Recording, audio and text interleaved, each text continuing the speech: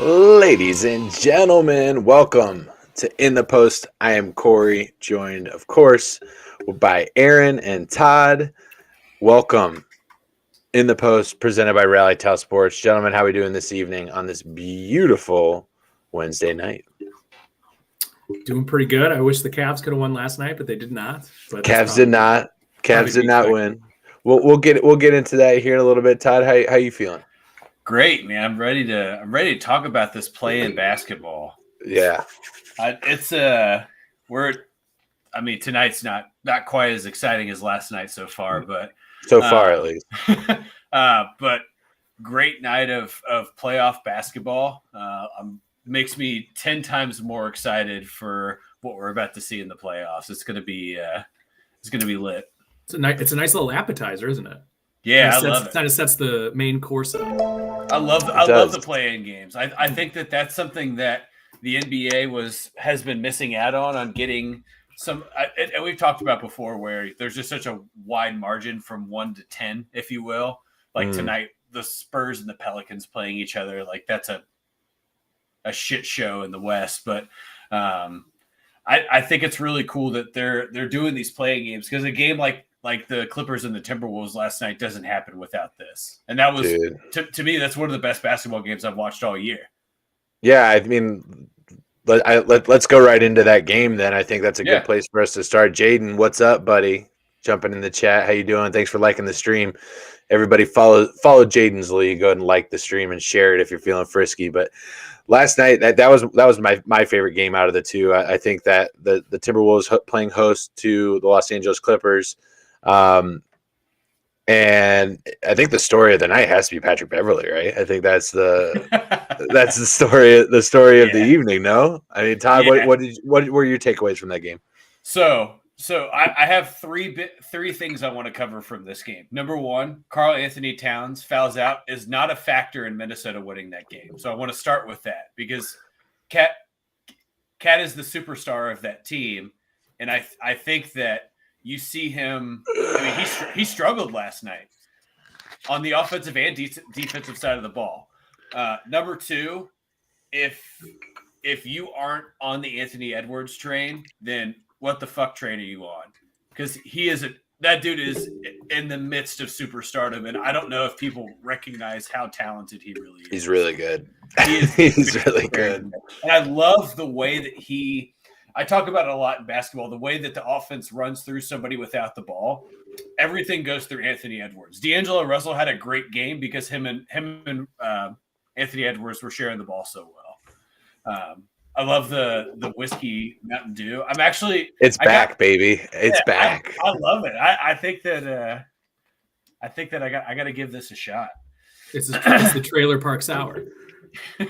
Exactly. I love it. But my third takeaway. Got any smokes? I'll talk about Pat Beverley now because I think that I talked about this game with a guy at work that we talk about every morning. This is like my water cooler guy. We come in, we talk sports for 15, 20 minutes. It's your work husband. Right. And then we get the day going. We're on total opposite sides of the office. So I miss you. All right. Yeah. Love you. Bye. Have a good day. He's the guy that trained me. I'm the only other person in our office that he can talk sports with coherently and not just be like, oh yeah, football's cool. I know Tom Brady. Here's a question. When you get home, do you talk about him a lot? And does Mary get jealous? No, I actually don't talk about him that often because all we've ever talked about is sports. I really don't know much more about this guy other than he's a Buckeye, Blue Jacket, Reds, Bengals. So he's like mostly good.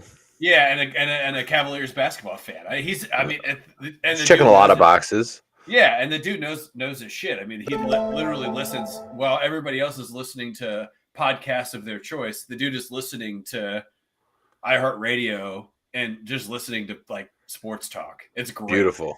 Caroline, thanks for liking the stream. Caroline. He said something today, and I think it resonated with me about Patrick Beverley. And he said, "Say what you will about him being a complete dickwad as a human being, that dude brings an on the floor leadership that is like there's just not a lot of that in the NBA right now." Well, who really comes to mind when I was watching that game last night? And Todd, I think you might be able to pick this up. Aaron, you and I were rooming together while this guy was a factor, and I was a fan. Just an individual in the late 2000s that seemed to be able to get under people's skin and change the course of a game. Also played for the Indiana Pacers. Can anybody think? University of Cincinnati. Yeah, Lance Stevenson. Lance Stevenson. Oh, Stevenson. Lance Stevenson. Lance Stevenson, a.k.a. the best street baller from the state of New York. I would say Pat Beverly is your classic, I love when he's on my team. I hate when I play against him type player. Yeah, absolutely. And as a Cavs fan, that was always Anderson Varejao. Like there's always those players that they get under your skin, or Dellavedova, right? Like Josh Spence jumping in the chat, and it's a good thing that we're bringing this up because we were kind of talking about this last night, talking about those heels, right? Those guys that in the wrestling world they're called heels, the guys that they're evil on purpose, but when they're your guy, you love him. When he's not your guy, you hate him. We talked about Joakim Noah kind of being same type of personality to where he's going to dig at you throughout the game, and you saw it to a point. I'm spacing right now on who the guy on the Clippers was. Their center. He almost got a double technical. No, Zubac. No, not Zubac. They almost got a double technical on this guy last night because Beverly was digging at him while they're sitting there waiting for the jump ball, and they're digging at each other, and they called a technical. Ended up being only on Patrick Beverly. I can't remember who it was. Maybe it wasn't their center. Was it Morris? I can't remember off the top of my head, but he's one of those guys too. Yeah, and it was just funny to watch that coincide with the run that Minnesota was putting on in that game because the Clippers were up, and the Clippers are more talented, I would say, on paper, but the T-Wolves played together better as a team and pulled that thing away. And I kind of disagree on the Karl-Anthony Towns thing. I think he was really effective in that third quarter. I think he was, until he got his fifth foul, he was really leading that comeback alongside Edwards. Aaron, what were some of the things that you saw in that game? Yeah, I mean, I agree with Todd more so on the Cat point there. I mean, he's your big guy. This is a do or die type game. When you have a big man that gets into foul trouble early, it kind of screws up your whole plan. But the Ant-Man, Anthony, that's Anthony Edwards is phenomenal to watch, and you're right. And he's the Ant-Man. He's a non-prototypical NBA player right now, I would say, where he's attack the basket type guy, where you see a lot of people are, trying to be the effective 3-point shooter, and not that he can't pull it from out there, but he's just one of those guys that I think a lot of people.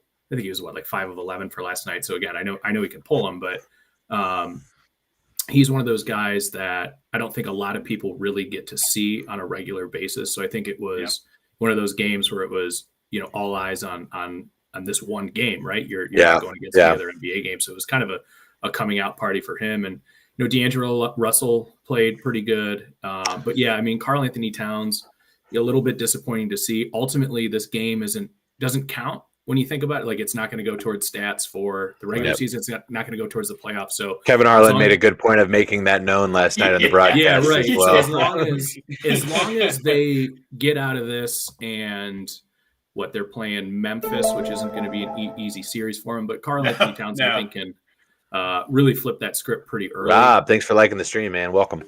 And Aaron, go ahead. So I want to say one thing that you touched on quickly. I think that is a big oversight in this, is that nobody watches Minnesota on this level, right? Mm-mm. Even you go back to the KG days of Minnesota when he was a superstar. I mean, even Minnesota fans didn't watch Minnesota back then, to be right. honest. Well, that's not fair. Actually, they have a pretty solid fan base. That's not fair. Yeah. Minneapolis is a huge hub for sports fans, and they're super loyal. It's oddly similar to you look at Jazz fans, Twins, Vikings, Timberwolves fans are very similar in the sense that they live and die by it. But this was really Anthony Edwards' his first true opportunity to get on a national spotlight for something that mattered, if you will. Let's say it matters. And he put on. Yeah. Have a good stream, Rob. We'll see you later, man. Yeah.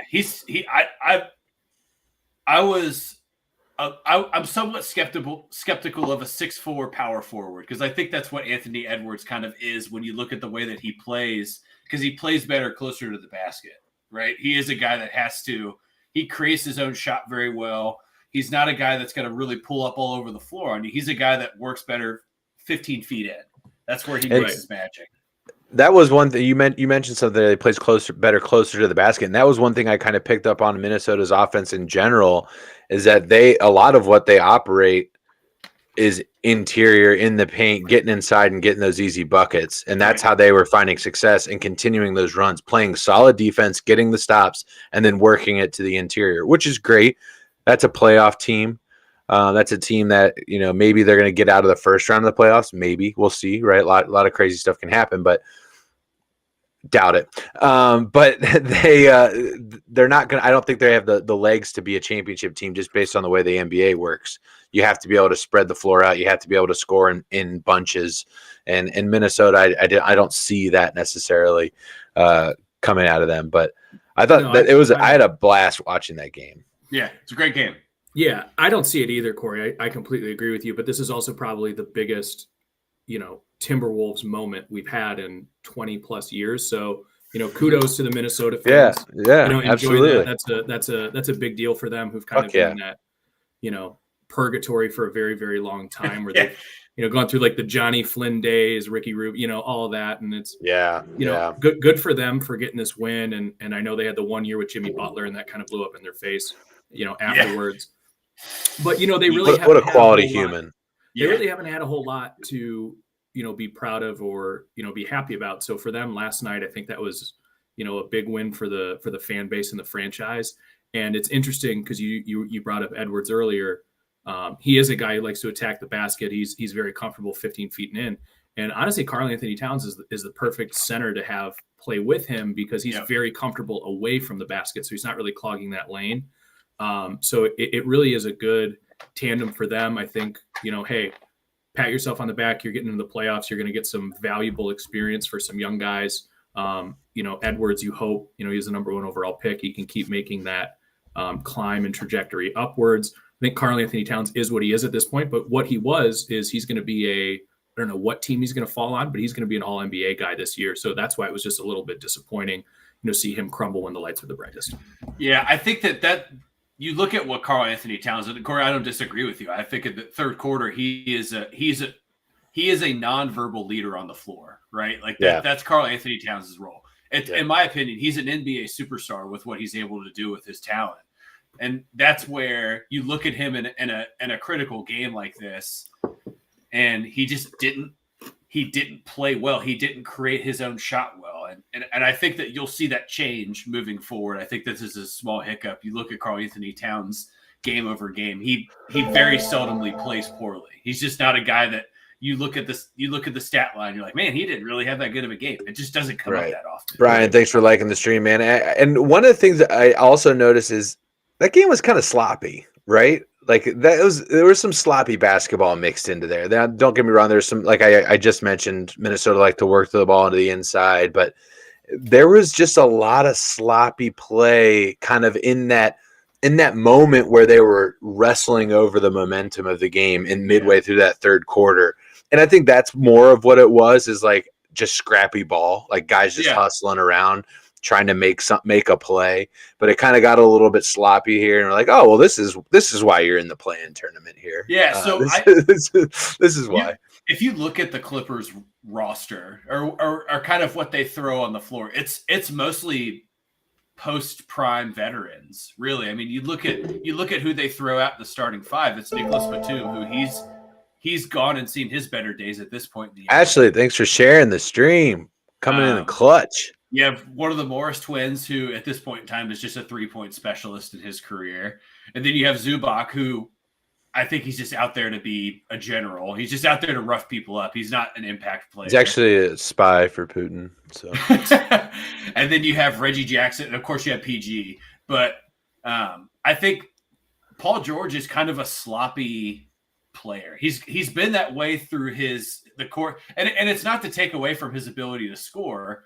It's just that Paul George isn't a guy that when you look at him you don't look at him as a finesse scorer. Paul George is a guy that well, he used to be until he snapped his leg in half. Yeah, when and when out of Fresno State, he was absolutely. I mean, even his first run with the Pacers, I mean, he was an absolutely 5-tool player, a guy that could do literally everything that you wanted him to do. I honestly think post injury, moving to LA, getting the contract, getting comfortable, I think he's like, I'm gonna make this the longest career that I can make. I honestly think that that's how his game has changed. Aaron, what I mean, chime in here. You've been chomping at the bit. I want to get you involved. Oh no, you're good. I mean, yeah, Paul George is, he's great. He's always been a very, very good defensive player as well, which when you're a wing like that, you're going to be going up against, a lot of high skill guys, whether it be like your LeBrons or your Durants.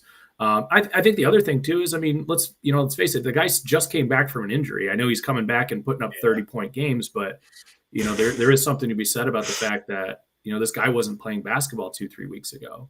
That's hard to do. And it's funny that you mention it about the Clippers. They're a little bit of an older guard team. It's funny. It's almost like they're very similar to the team in the same city as them with the Lakers. They're just a little bit more youthful. And I still think they have guys like, Morris isn't the guy that he used to be, but he has played valuable playoff minutes. And then the other thing, Corey, you're mentioning about, it was kind of a sloppy game. I mean, that's what you're going to get when you're a do or die. And I really do, as a guy who roots for the Cavs, and I would have loved for the Cavs to just be, in the playoffs and not have to work for it.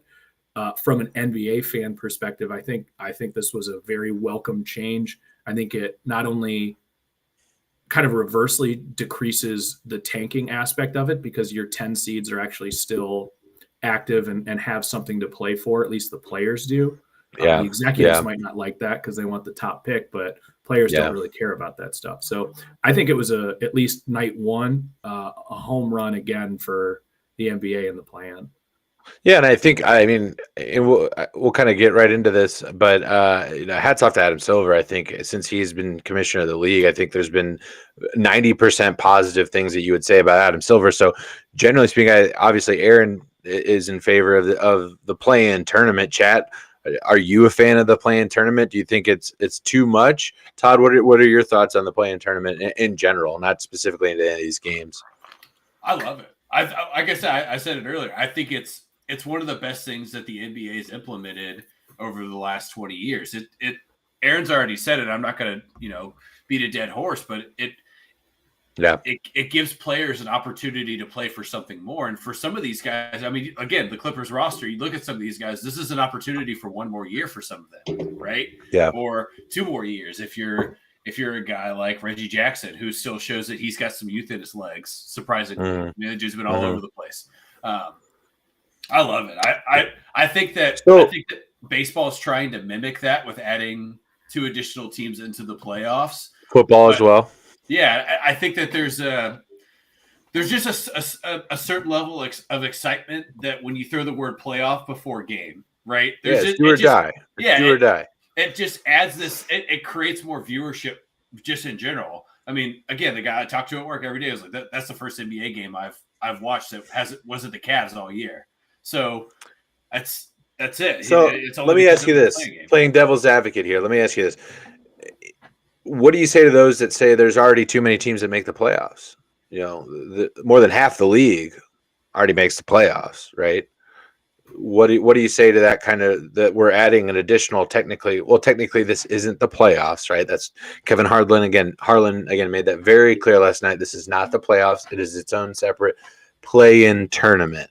So adding more to that, what are we going to start a losers bracket? The winner gets the lottery pick, or what are we going to do here? Anything to say to that, Aaron? It gives you teams like Brooklyn right now, right? So, they had their fair share of injuries throughout the year. Obviously, the James Harden trade, and of course the Kyrie vaccination stuff, right? So their roster isn't exactly, or their record doesn't reflect their roster. Now I know they were in the 7th spot when the season ended, so traditionally that still would have allowed them to make the playoffs. But I still think that, if you can't be a top 6 seed, you have to earn your way to get in there.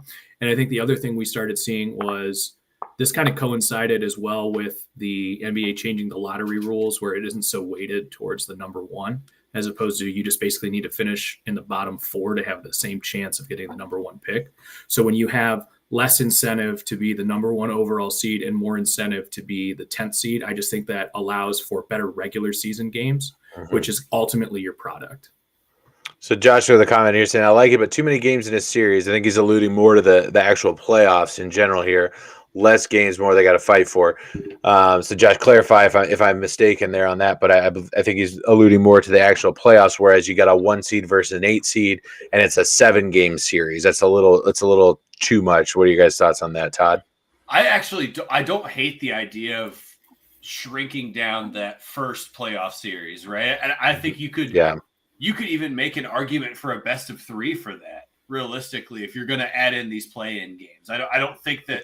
I think 5's the right number when you're trying best of 5. Yeah, when you're trying to still create the viewership and the revenue and all the business parts that come into playoff sports. But I don't see anything wrong with the first round being a best of 5. You get guys that, like, let's say Minnesota makes a run and they got to play their way through. They're basically playing 23 games, right? 23 games after an 82 game season. That's a lot of basketball. Yeah, no, I agree. I think let's put a pin in this. We're gonna get into the actual NBA playoff preview here in a little bit. We got a little bit more to cover on the play-in tournament. Obviously, one of the teams that we covered being the Cleveland Cavaliers. But before that, I want to get into a quick update on what's happening right now on ESPN. You got Charlotte taking on Atlanta in the ATL, and the Hawks are currently up 116-89 over the Hornets, getting ready to pack them up and send them home. But Aaron, last night in Brooklyn, in the Barclays Center, Cleveland Cavaliers taking on the Brooklyn Nets, and not the result we wanted on that one. What was your kind of takeaways from that game? I think everybody walking into that game was expecting the Brooklyn Nets to win. I think there was fair, a thing on ESPN where they had, everyone make their picks and all 18 people took the Nets. So it was 18-0 Cavaliers. And I get it. Let's face it, when you have a team that has Kevin Durant and you have Kyrie Irving and greatest scorer of all time. Kyrie Irving didn't miss his first 12 shots, and right. Basically the Cavs ultimately put themselves in a 40-20 score, 40-20 hole, and for the first quarter. That's not an ideal way to win basketball games. But the thing I will give the Cavs credit for is they could have easily just sat there and rolled over and, just said, all right, we're going to go ahead and play, for this next game here. Yep. They came out and won the next 3 quarters and actually made it a decent game.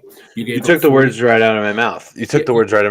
You gave up 40 points in the first quarter. You come back and give up 17 in the second. That's the kind of stuff you want to see. Those are the kind of adjustments you want to see. And Cavs fans know this all too well.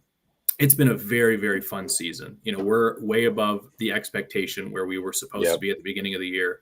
Everyone just said, I want to be, in contention for that play-in game, and I'm going to view this season as success. Now, take that away from it, and you're like, we've stumbled to get to the point that we are now because of injuries. Jared Allen obviously would have been a huge addition to that game because of all the rebounds that they gave up. Right. But, Kyrie went off. Durant, I actually thought they did a pretty good job of keeping him in check. And by that, I mean, didn't take a shot till 4 minutes in, points. I think. Yeah. But, Durant decided, all right, well, then I'm going to be a playmaker this game, and came up with 11 assists. So, credit to the Nets. But the one thing I will say is, again, proud of the Cavs for not rolling over and still trying to come back and win this game. It's the first time a lot of these guys outside of, Kevin Love and Rondo have actually been in a situation like this at all. So that's encouraging to me. After seeing how they played those last 3 quarters, I like our chances, regardless of who they're going to play it. Obviously, it looks like the Hawks now. Yeah. The only solace Cavs fans can hold is if somehow we fall out of this, we'll retain that first round pick. But I think I can speak for all of Cleveland. I'd rather earn that playoff experience than just grab a 14th guy in the draft. Yeah, I think the Cavs are in a position where they've got a lot of the solid pieces already there. And I think that they have proven the ability, obviously with that championship under their belt, the front office knows that they're going to need to throw some cash at people if they want to bring in another piece this offseason and something like that. So I think that there are free agents that are willing to come to Cleveland now more so than they would have been before the championship, right? And I again, I'm going to echo what you had said earlier. The lack of quit in the team is really something that, I mean, every Cavs fan should be excited about going forward, not even just for the next round of the play-in tournament, but going forward. Is a very young Cavs roster, and for them to show that against a team that, you know, at the beginning of the season, a lot of people were saying this is it's going to be them, and it's going to be Golden Magic. State or the Suns, right? Oh, yeah, there's at the bottom, yeah. Yeah, well, no, I meant the Nets. I'm sorry, I was talking about Brooklyn. That they're going to be hoisting the trophy at the end of the year, right? Prior to Kyrie being immunized and not vaccinated, but is he vaccinated? By the way, has that changed? The mandate. Yeah, I just like how that happens right before the playoffs. So just because you brought that up, the funny thing is you have Brooklyn on the other side of the bracket as Toronto. Obviously, the United States has lifted their mandates, but Canada has not. What up, Tez? So kind of just a little interesting wrinkle for that as well. Kyrie won't be able to play away games if they somehow. Oh, God, yes, please. I want it. It's another interesting part for the Celtics as well, if they somehow meet them in the second round. Well, we can talk about all that later, but just we'll get into that in the playoff preview. But it's just it's just a funny situation for a really quality human being is Kyrie Irving, and but yeah, the lack of quit. I think they brought it into within 6 or 8 points. I think with like 4 minutes to go, you know, couple of possessions down, Cavs fought hard. Kyrie just went off. He had a game. I think what you will about him. Yeah, think what you will about him. You know, Cavs fans have seen him have plenty of those moments to their benefit in past. Last night it was just one that took him down. Todd, any takeaways from Nets hosting the Cavs last night? So, Aaron, as a Cavaliers fan, I just want to say that the fact that Darius Garland and Evan Mobley are on that roster. You should be pretty excited because those are two guys that you can can absolutely build longevity around. I love watching Darius Garland. I think that he is exactly what Cleveland needed in terms of finding a good non-conditional score. And what I mean by that is he doesn't require superstardom to go out there and drop 30 a night. He just plays basketball and he plays hard as fuck. I love how hard he plays and how much passion that he plays the game with. I think that for the new generation of NBA talent, he's kind of the outlier to the way that these guys play the game. And I love it. I love watching Darius Garland. I think Evan Mobley is 20 pounds away from being at the same level as Karl Anthony Towns.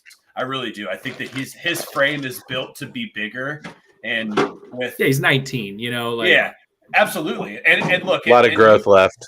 Yes, and everybody forgets that when Anthony Davis entered the NBA, he was like 6'11", 195 pounds, right? And now he walks around at 250. So it takes time, and these guys just aren't used to the discipline that requires strong muscular weight gain. And I think Mobley, just you put 20 pounds on that guy and he becomes a real force, and he's a consistent double night guy. Yeah, and I'm super excited about the roster they have, and not even to mention, and obviously he's out, but you forget that Jared Allen made an all-star game this year and he's only 23. Yeah, I mean, if your core of your roster is going to be Darius Garland, Evan Mobley, and Jared Allen, and then who knows what happens with the Sexton piece.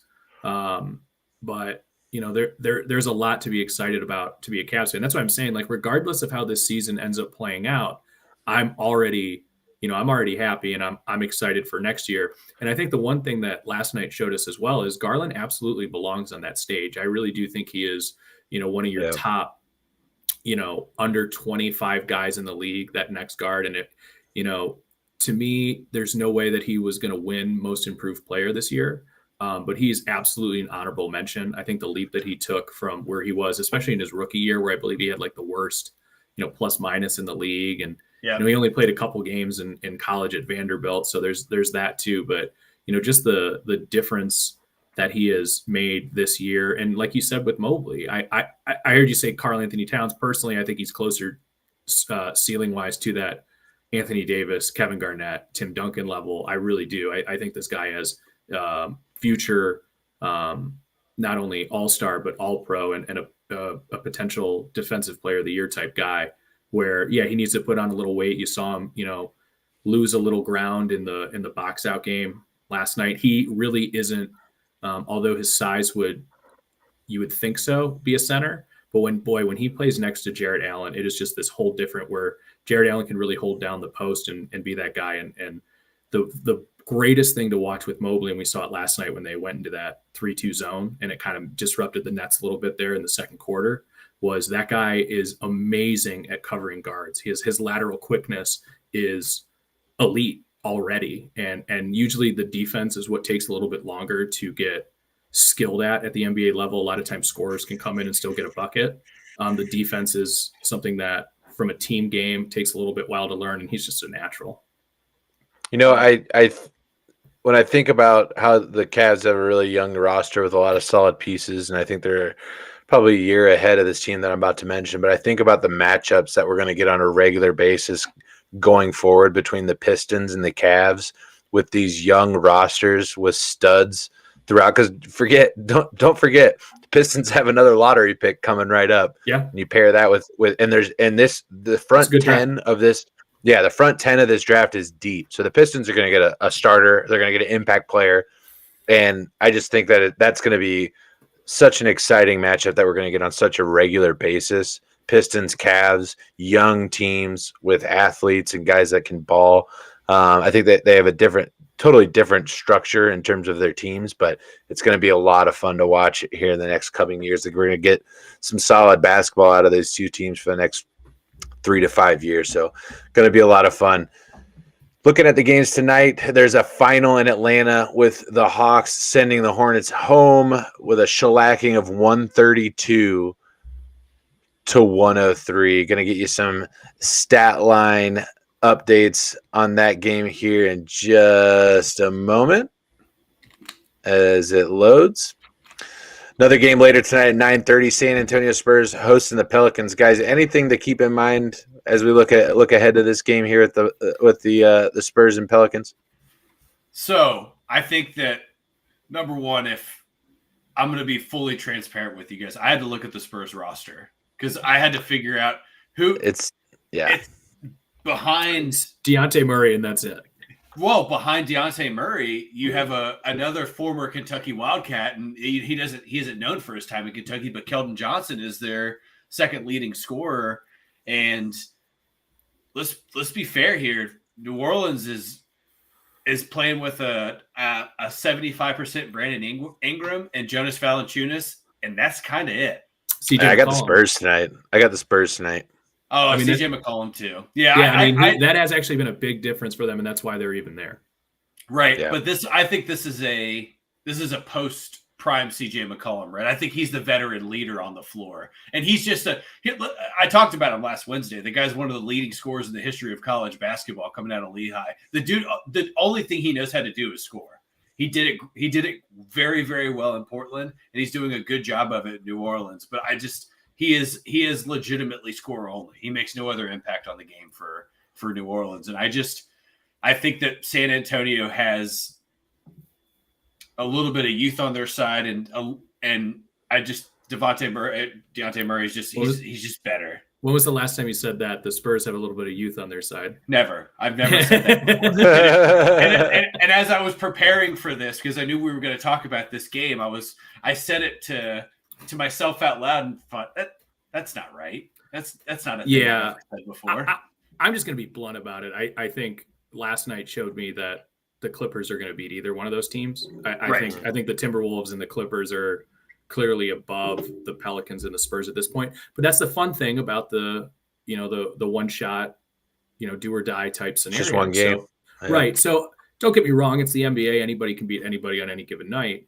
But I think, we can dive into the game a little bit, but I personally just think the Clippers are such a better team than either of those two, especially with Paul George back and, some guys who have been playing together for a little bit. And listen, I think props to both teams. I think the Spurs, as always, end up playing a little bit above where they probably should. Shout out to Popovich for being that consistent force, and for the Pelicans to, even be sniffing a playoff spot with Zion missing the entire season.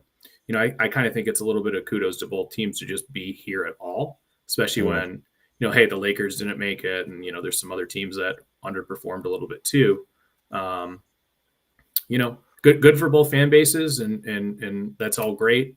I just don't see how they were going to beat the Timberwolves. Wouldn't it be sublime if both LA teams didn't make the playoffs, though? Wouldn't that just be I just don't have that hate for the Clippers, though, because it's just like they're kind of an LA team. They're kind of an LA team. Yeah, you got to remember they were the Buffalo Braves, right? Yeah. Like that's where the Clippers exist from. Or the Kings now. Yeah, right, exactly. So it's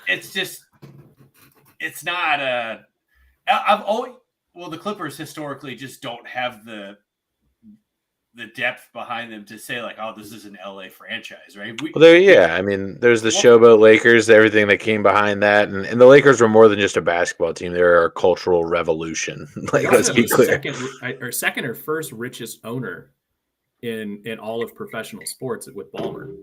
And he's the second richest owner. Second richest, because the guy from the Panthers, I think that is the richest, right? And is it not Shaka Khan from the Falcons? The Jags. Or Jags, I mean, No, that crazy bastard. I think because they're building that new stadium and they're finally going to start, I think, pulling away a little bit from the Lakers, but I just don't have that same hate in my heart for the Clippers, because it's like, and actually the funny thing, and I brought up the Kings, is the Kings just beat the record this year for consecutive playoffs missed since the Donald Sterling Clippers. Dude, that thing is if there's a franchise to go to Seattle, it's that one. The Kings? Yeah, in my opinion. Yeah, because everybody's been talking about getting basketball back in Seattle.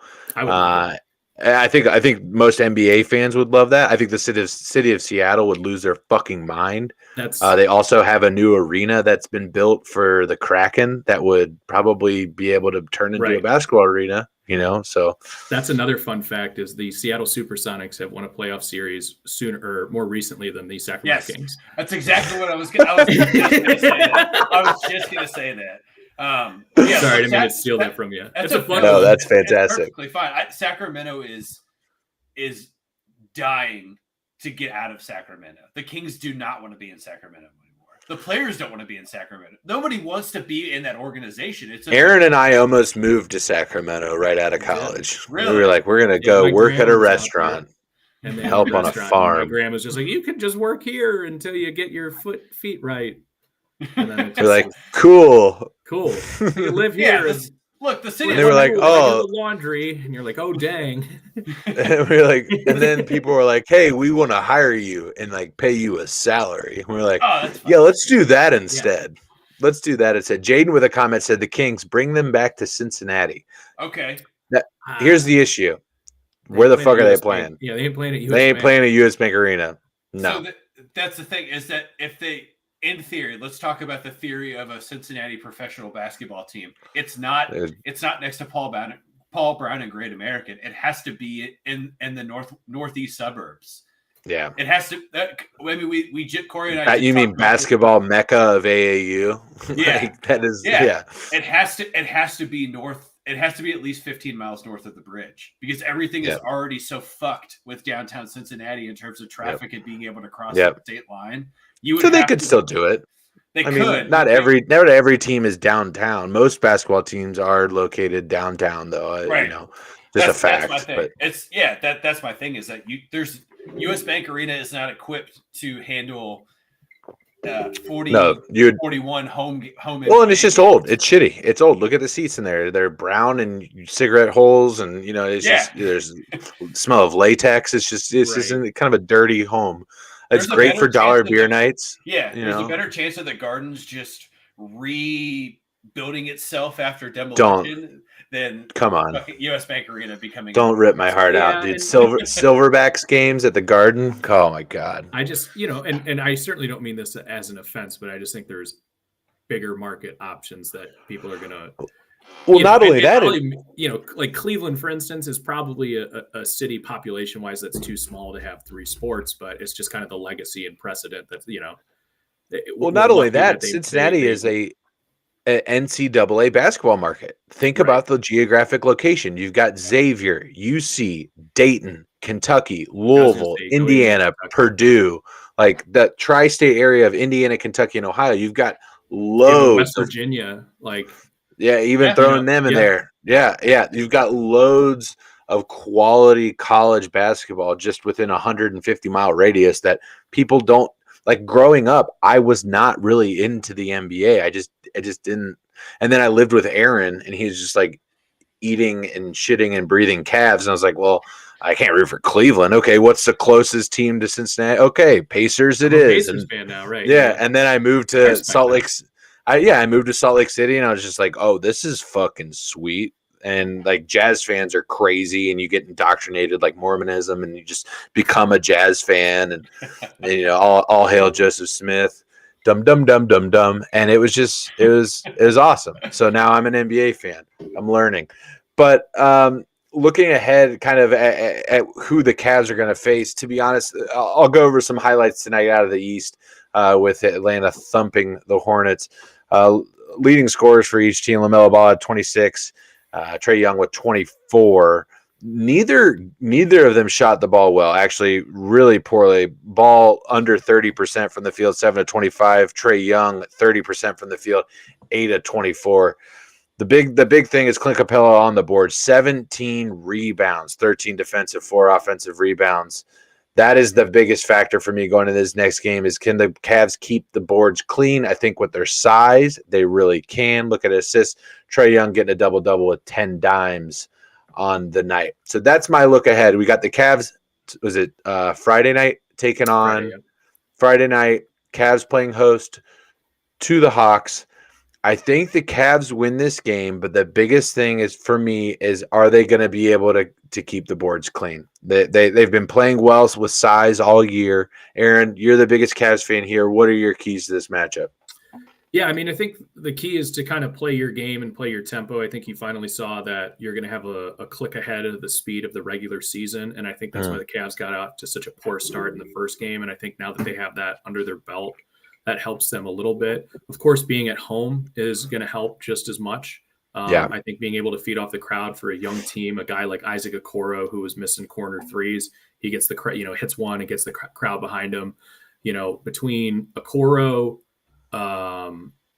Jetty, Osman, and Levert, they just they gave nothing to the team where they really needed it. And even in the fourth quarter, the Cavs were able to bring it within 6, with 4 or so minutes left to, really make it a game.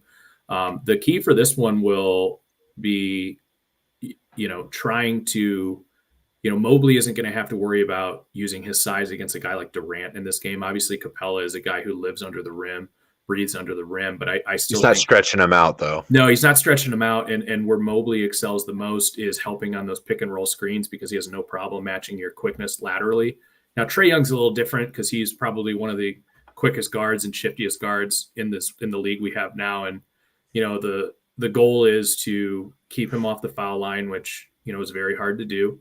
And try to make him play hero ball and don't make it easy for everybody else. I think you just have to live with the fact that Trae is going to get his 30, 35. So you just want to limit the 70, 75. Here's my key to the matchup before I kick over to Todd. Cleveland fans, pretend that Trae Young isn't there. Don't harass him. Don't talk to him. Don't even acknowledge him. Don't boo him. Do nothing of the sort at the game on Friday. Don't do it. You know why?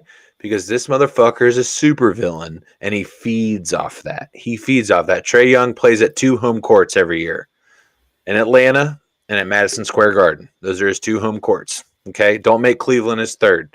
Just don't even fucking acknowledge him. Todd, what are your keys to this matchup on Friday?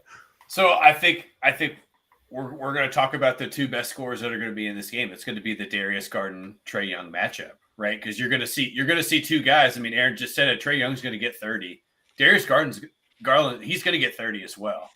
And it's just going to be a matter of how Darius Garland gets his 30 and how he's able to maybe work Trae Young into a couple quick fouls, right? Force him to play a little bit more aggressive defense on him. If Atlanta even puts, Trae Young on him, because I think that's the matchup, right? I think you keep Trae Young off of Darius Garland, because Garland is also a great free throw shooter. I believe he's a 90% free throw shooter as well. And you have to figure out, for Cleveland, you have to figure out, if you can't get Garland to the line, who are you going to get involved? And Evan Mobley's not going to be able to clang and bang with Capella. Capella makes a lot of money as an NBA center because he's one of 3 left that is going to get you 15 to 18 boards a game. That's right. That's what his contract says. So I think it's going to rely heavily, and Aaron said it's going to rely on guys like Lauri Markkanen and Cedi Osman and those guys to be able to grab 12 to 15 points, and they got to be quick ones, right? It's got to be these quick runs where Cleveland comes down and they shoot 80% over a 5-minute period, and they grab another 23 to 27 points, and Atlanta only responds with 12 to 14. That's where Cleveland wins this game, because this will be my projection is that this is like a 125 to 119 game. It's going to be super high scoring because there's just going to be a lot of guys that can get 30. There's at least. I would take the under on that. Really? The Cavs are, they've been a top 5 defense this year. Now, a lot of that number is boiled into when Allen is out there. Right. But really what I think the game plan is you have Isaac Okoro guard Trae Young. He's their shooting guard, small forward. And then I don't think you have any problem with, Garland guarding Hoyter and who's their other guy? Hunter as their small forward. You can kind of have LeVert. LeVert can guard a small forward, and Garland can guard his shooting guard. And then you have Okoro, who is the one reason that he is a starter is he really is a lockdown defender. If he can just figure out a way to hit that corner 3 at like a 37% clip, he does a really good job of driving to the basket, and he can hit his free throws. But he's still a really, really raw young player that is part of that core of the Cavs. But the one thing that he brings day in and day out is just great on-ball defense, and he's going to make Trae Young work for 42 minutes. Chat, we really appreciate everybody that's been dropping by tonight. If you haven't already, like the video. If you are watching this video right now, if you're following along with the stream right now, share the video. It really helps us out. This is our newest program here on Rally Tau Sports, In the Post, and we are trying to grow that following for In the Post like we have already for our Town Hall Tuesdays and tomorrow for Line to Gain. So go ahead and share that post and get your friends in here in the chat, and it makes the show that much better. I have a question to propose to you guys, and Aaron, or excuse me, Todd, I'll kick it over to you first, and then Aaron, I kind of want your perspective as a Cavs fan. Is there anything to be said about who the matchups were prior to this? And what I mean by that is the Hawks had a very easy matchup tonight against the Hornets. It's a very winnable game. Whereas the Cavs went into a game where they were the underdog going into this. Is there kind of like that sense of like wearing ankle weights all day and then you take them off and you can jump higher? Is there that sense of going into this matchup against the Hawks where the Cavs almost have an advantage because they've cut their teeth against a better team prior to this going into this matchup? Todd, what do you think? I think the NBA is the only professional sport where it doesn't matter who you play before.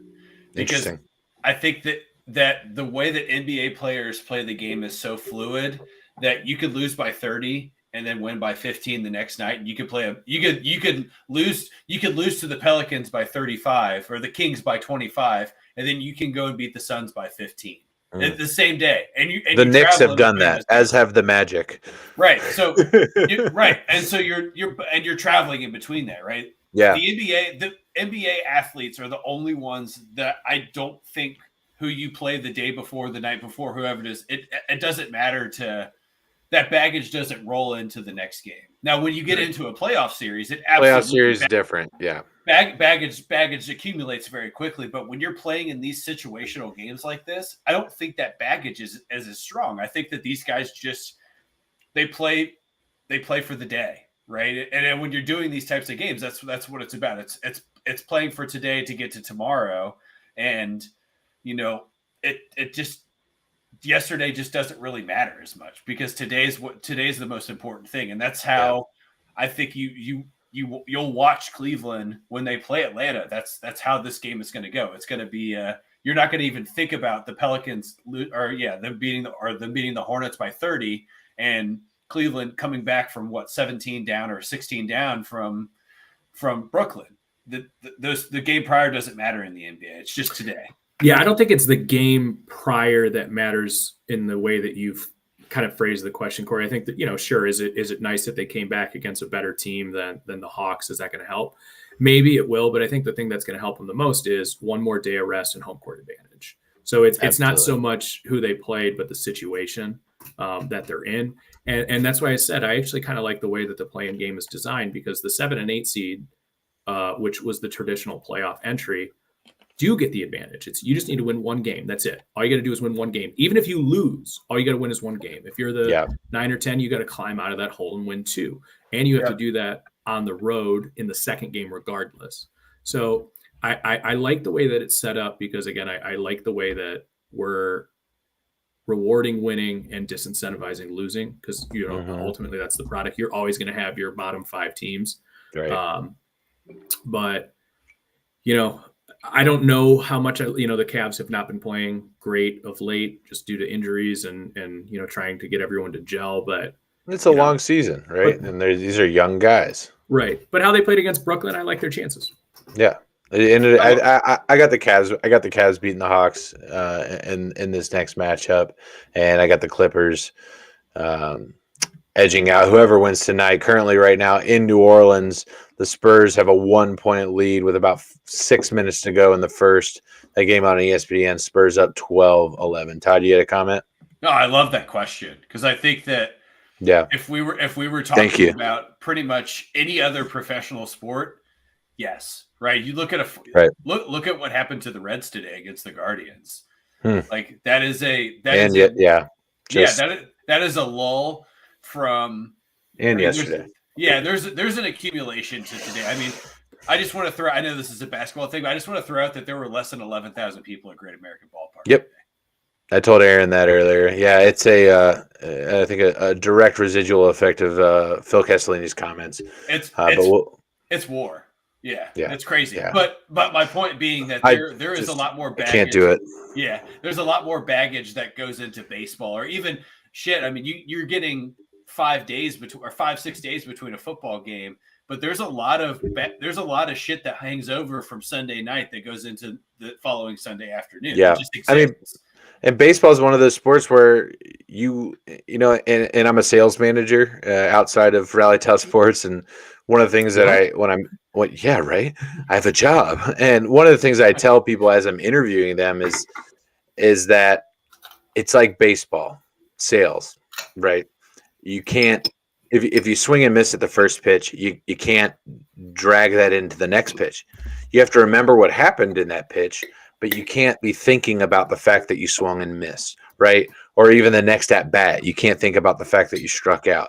Baseball is that kind of sport where there's so much mental that goes along with it that baggage does carry, right? If you get into the dog days of baseball and you're sitting 20, you're sitting at 20 below 500, you're done. It's hard to motivate yourself for 162 games when you just had your fucking teeth kicked in for the first 80 of them, right? You know what I'm saying? So it's a completely different beast. New Orleans currently up 1 point. We've got a good game going on ESPN. So we're going to be checking that one out after the pod tonight for sure. Again, if you're just joining us, go ahead and like the stream and share it. This is In the Post, brought to you by Rally Tile Sports. I'm Corey with Aaron and Todd. So Friday, we've got our matchups of Atlanta versus Cleveland, and then TBD, obviously, Spurs or Pelicans in Los Angeles taking on the Clippers. But I kind of want to get into this first round matchups on Saturday and on Sunday. Obviously, we don't know 2 of the matchups on Sunday. They are being determined to take on the Heat and the Phoenix Suns. That being said, getting into the NBA playoffs, we've got 4 matchups, 4 series that are getting started on Saturday. And I am really excited about, I think, at least 3, if not all 4 of them. The first of which we will save for last for discussion, is the Utah Jazz at the Mavericks. We got the T-Wolves going into Memphis to take on the Grizz and Ja Morant. We got Toronto taking on Philly. and then we got Denver taking on Golden State. Guys, out of the 4 of those, are we not going to add Boston, Brooklyn to that? That is set up for a Sunday matchup. So we'll get into I'm sorry. I thought you were talking. No, my bad. Yeah, it's okay. Yeah. No, we're just talking about Saturday matchups right now, and we'll get into it. So the first series, Utah, Dallas. Then we've got Minnesota versus the Grizz, Toronto at Philly, Denver at Golden State. Out of those 4, Todd, which of those are you most excited for? I think there's a clear-cut answer. I think that Utah and Dallas is by I wanted to save it for the end, but fuck it. Let's go ahead. Yeah, go ahead. And I apologize. Yeah. I don't apologize. No, go for it. I think that you look at this first day of matchups. I don't like Toronto's odds against Philadelphia. I just don't. I don't. Really? Toronto just doesn't. Is that a sarcasm? Wait, were you? Yeah, was that sarcasm or? No, go ahead. Like that's my favorite series. Really? Go ahead. Let's go into that. I want to hear about this. Yeah. Go ahead. Oh my God! When you look at, obviously, this was probably one of the best MVP seasons that we've seen in a race. Because it wasn't the typicals, right? It wasn't the typicals. It's all big guys, and it's awesome. Like, it was really, really insane. Ferdinand Livingston would be an MVP candidate. Personally, JJ Copeland for me. Just dunking him home. That's an old 2K reference for there, Todd. Aaron and I would just create big men in NBA 2K. Mine was a ridiculous human being with a ponytail named Ferdinand Livingston, whereas Aaron had a perennial Hall of Famer in JJ Copeland. Anyway, go on. No, so I think there's the Embiid part of it, right? Where, I think Jokic actually edged him out towards the end of the year. I think it was Embiid's award in the beginning, and then after the Simmons trade, I think that's where it started to fall apart, because if Embiid could have done that whole season without Simmons, I think that adds to that MVP resume, where then he brings Harden in, which James Harden has so many playoff catastrophes that to just assume that Philadelphia is just going to walk through the series, I think is a little bit premature. They gave up some of their depth for this Simmons trade to go all in on Harden. Harden, it started great, and then it kind of faltered a little bit after that Brooklyn game. And then, I'm not saying that they can't get through Toronto, but I don't think it's going to be a 5-game series. I think it'll go 6 or 7. No, that's a good point. And here's my conundrum going into this series. And Todd and I have talked about this. I love Joel Embiid. I do too. Like, I love Joel Embiid as a human, not necessarily just as a basketball player. I love his attitude. I love that he sticks with Philly. He is fucking balls deep in supporting that organization, and he's all about it. He wants to get the negativity out. He's kind of how I felt about Aaron Rodgers before he fell off the wagon. Like, I love that Aaron Rodgers was just like, I'm going to do my thing and I'm going to play ball. Like, I just loved his attitude that was so unique, right? It was just a different kind of presence within the league. He's gone a little haywire as of late, but Joel Embiid kind of embodies that now. He's my new wagon that I'm hitching my horse to, and he's just a magnetic personality that I really gravitate towards. I love the way he plays. That being said,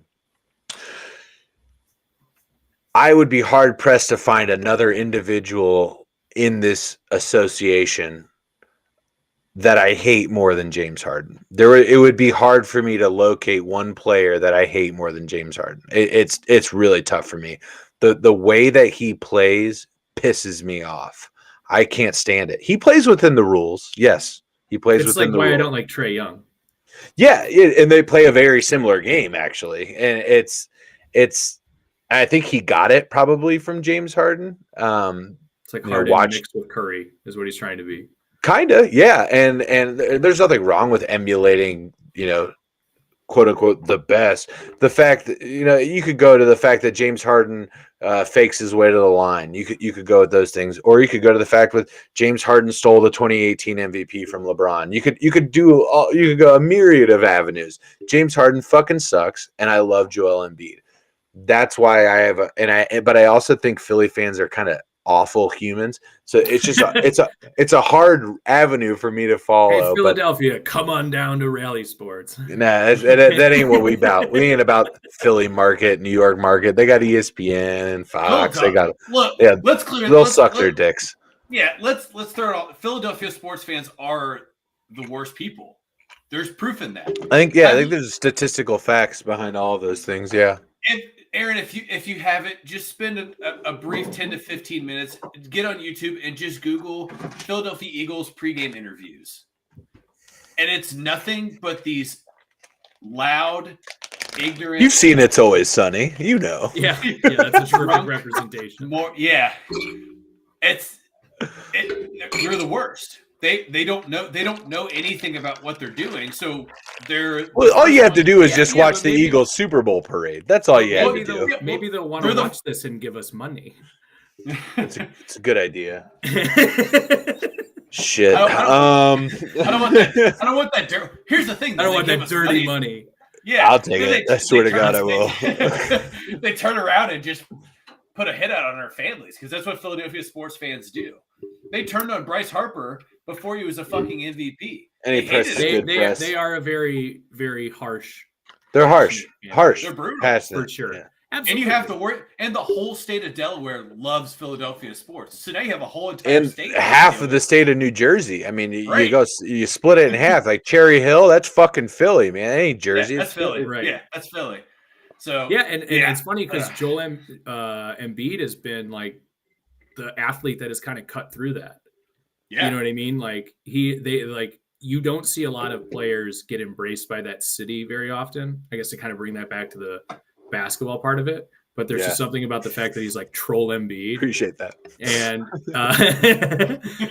but no, like I mean, when Simmons got traded, he immediately posted like the meme of the guy who's like, I went to my homie's funeral to make sure he was dead, like, or one of my haters' funerals, make sure he was dead.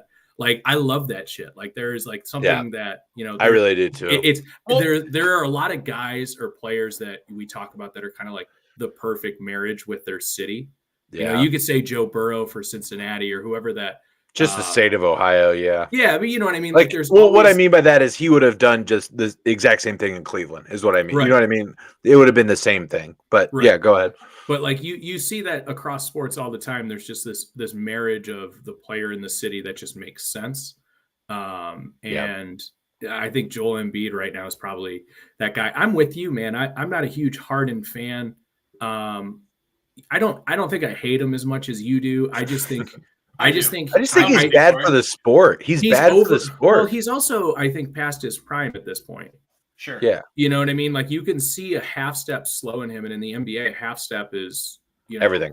It's everything. That's 10 points a game for him, right? We've seen his scoring average has gone down, I think, 13 points in the last just likes Cheesecake Factory too much. That's what it is. He likes Cheesecake Factory too much. They got a lot of them in Philly. It's a prominent chain. He's going in there and he's getting the fucking white chocolate raspberries. He's getting the Oreo fudge. He's getting it all. He's putting on the pounds. He's losing a step. That's just what's happening. You want to know who you can really lose the Philly fans is going into the Cheesesteak Factory and ordering the cheesesteak. Yeah. What a Not dick. The cheesecake, the cheesesteak. Cheesesteak. Where do you get your cheesesteaks? Penn Station. Oh, you fucking asshole! Yeah, that's it. Yeah. All right, so let's just get into. We're not gonna have a show before. Let's pick the series right now. All right, so Toronto, Philly. Aaron, I think you said that you think it's gonna just be a good series, but I think you were indicating you think Philly's gonna win. I truly believe Toronto can win this series. Gun to my head. Who will win? Who will win? I'll take Philly. Take Philly. Todd. So you got to remember, Fred VanVleet is not going to play for the majority of the series, too. It's going to have to get to Game 5 for him to come back. That's where he's slotted to be returning. And by Game 5, you could be down 3-1. If you're down 3-1, you're in trouble. If you're the Cavs. So I'm thinking Philly in 5. That's where I'm at. Before I forget, too, I think we didn't even mention like Nick Nurse he's probably the best coach in the Eastern Conference. That's probably no, we got to give it to Spoelstra, and the Heat have not gotten the respect they've deserved this year, especially being a 1 seed. But Nick Nurse being the coach for the Raptors is a big deal because I really don't like Doc Rivers that much as a coach. You know, and that's that's one thing that I recently saw, and that's a nice. I'm also taking the 76ers. Has there been a coaching change in Utah? No. Yeah, I haven't heard of one. Yet I'm seeing Doc Rivers rumors to being the head coach of the Utah Jazz. What? Well, I saw what's the guy's name that's the coach of the Jazz? It's me too. Thanks. Slick back hair guy. Thanks. Cool. It's Snyder. Snyder. Yeah. Well, both him and Doc have been rumored to be the Lakers coach. I've seen. Interesting. And Nick Nurse as well. Yeah, but here's the thing. It's Quinn Snyder. Before we get into the next series, we're gonna go Jazz Mavs next. Who the fuck would want to coach the Lakers? Who? It's a death sentence. I agree. Who would want to coach LeBron? Who? Mark Jackson. Literally anyone that needs a job. Anyone that needs a job. Anyone that there's a mutual interest in that. I think that you are a facade as a head coach of any team where LeBron James is on. I love LeBron James. I think he is fantastic. I think he has also had two really good head coaches in Eric Spoelstra and Ty Lue. I think he's had really good coaches. But I also think that he will drive them away without question. We've seen it happen outside of the Heat where LeBron didn't have control, right? He didn't have that ability yet. But when he moved to Cleveland, they changed coaches like toilet paper. When he's been in Los Angeles, they've changed coaches like toilet paper, just going in and out of head coaches. And they're running out a championship coach right now in Frank Vogel. What the fuck are they doing? I don't understand this, guys. Can we add some insight to this before we get into the next playoff series? Todd? Yeah, Todd, go ahead. Yeah, so here's the thing. Frank Vogel is about as Switzerland as they come in terms of head coaches. He isn't really, when you look at his background and being in the NBA, he is a player coach. He is an advocate for the team. But LeBron doesn't need that, right? That's not his style of coach. LeBron, again, I'll say the same thing you said, Carl. I love LeBron James. I think he's one of the best things that's happened in the history of the NBA. Because he changed the dynamic of basketball. There's proof in that. Greatest athlete to ever play the sport, in my opinion. He is the most uncoachable player in the NBA as well. At this point, yeah. Yes, and it's hard. I don't think you could say that 10 years ago. I don't think you could say that 10 years ago. No. I mean today, in today's game, he is the hardest player to coach in the NBA. Can you imagine if Larry Brown was his coach? No. Well, here's the thing. Damn. But my point is that the next coach for the Lakers has to be a young coach. It's got to be a sub 40 head coach. It's got to be it's got to be somebody that can exist within LeBron's world, because that's really all you're doing. You're existing within his world because he's primarily calling most of the shots that happens within what's going on the floor and off the floor. That's how it's been in LA. That's pretty. And I commented on. And I commented on Billy Donovan. That's just a joke because he's in Chicago right now, and I'm halfway convinced Billy Donovan has mob ties, and Chicago runs deep with the mob. So I don't think Billy Donovan's leaving Chicago anytime soon. Go ahead, Aaron. Yeah, I mean, I don't think a LeBron James coach team is that enticing to a guy who's already proved it. So when you talk about guys like Nick Nurse, Doc Rivers, or Quinn Snyder, I don't think they view that as a better opportunity. I think that is Clutch Sports getting out and trying to shape a narrative early. I think the one thing, I'm with you guys, man. I love LeBron. He is the reason I got to experience the reason we're all fans, and that's a championship. Like I have nothing but, you know what I mean? That's my guy. But at the same time, you can still be critical of the fact that the two things he cares about is legacy and image. And for LeBron, he's the guy who makes $30 million a year and the reason that you sell out your season tickets right when you put them up on the website. And what's the easier thing to do? Get rid of the player or the coach. And every time it's going to be the coach, regardless of who that is. So Ty Lue, who proved his weight, obviously won the championship with the Cavs, but to show what he's done with that Clippers roster when they lost Kawhi and Paul George, I think we can say that guy is a solid coach. I'm not going to say he's a top 5 guy, but you know what I mean? He's he does well. Yeah, you're going to be looking at guys like roster. Mark Jackson, Steve Van Gundy, Avery Johnson, like someone like that is, who would like the limelight back, but really doesn't need the money to do it. You're going to get that type of coach, or just some no-name assistant for like the Warriors, Memphis, a team. Here's my hot take, and I don't. You guys don't have to give your opinion on it right now. I just want you to sit on it for a second. What if Juwan Howard coached the Lakers? Is that out of the realm of possibility? No, 0% chance. Yeah, I don't think so. I don't think. Why would he leave? He's the most comfortable job in basketball. He's made the Elite Eight the last 5 years. He's not leaving. Michigan always needs Michigan guys. Yep. Michigan is going to offer him so much more than anything else the NBA can offer. Exactly. It was the whole thing about the Harbaugh. It's the exact same thing as Harbaugh. Okay. Harbaugh floated this bullshit out about going to the NFL. It was bullshit the whole time. Michigan does this to Michigan men. The whole time. They love that you're from Michigan. It's a thing. It's like a fucking incestual cult. It's weird, man. It's weird. It's really weird. So my only thing is that Juwan Howard has made it very clear in his coaching tenure he wants to coach in the NBA. Now, but who the fuck wants Juwan Howard? The Lakers. He's right. He's riding a roster that he didn't build. I'm just throwing that out there right now. Juwan Howard would want to jump on a team if the coaching spot came available for like a Cavs or the Grizzlies, or a team that has young up and coming talent that he can be the piece to. Because you really, like you said, you can't coach LeBron James, you can't coach Carmelo Anthony, you can't coach Anthony Davis, Russell Westbrook. Those guys don't want to be coached. A player's coach is a great option for that, which is why Vogel was fine at the job. But a guy like Juwan Howard, who wants to build himself up through the ranks, isn't going to just take the first opportunity that knocks on his door. And really that job especially with LeBron, whereas that guy's job is to talk basketball at a veteran level and stay out of the fucking way. Because if you really be like, oh, all right, well, we didn't really hustle rebounding at practice. So line up and do sprints. LeBron's going to go, I'm going to get my Bentley.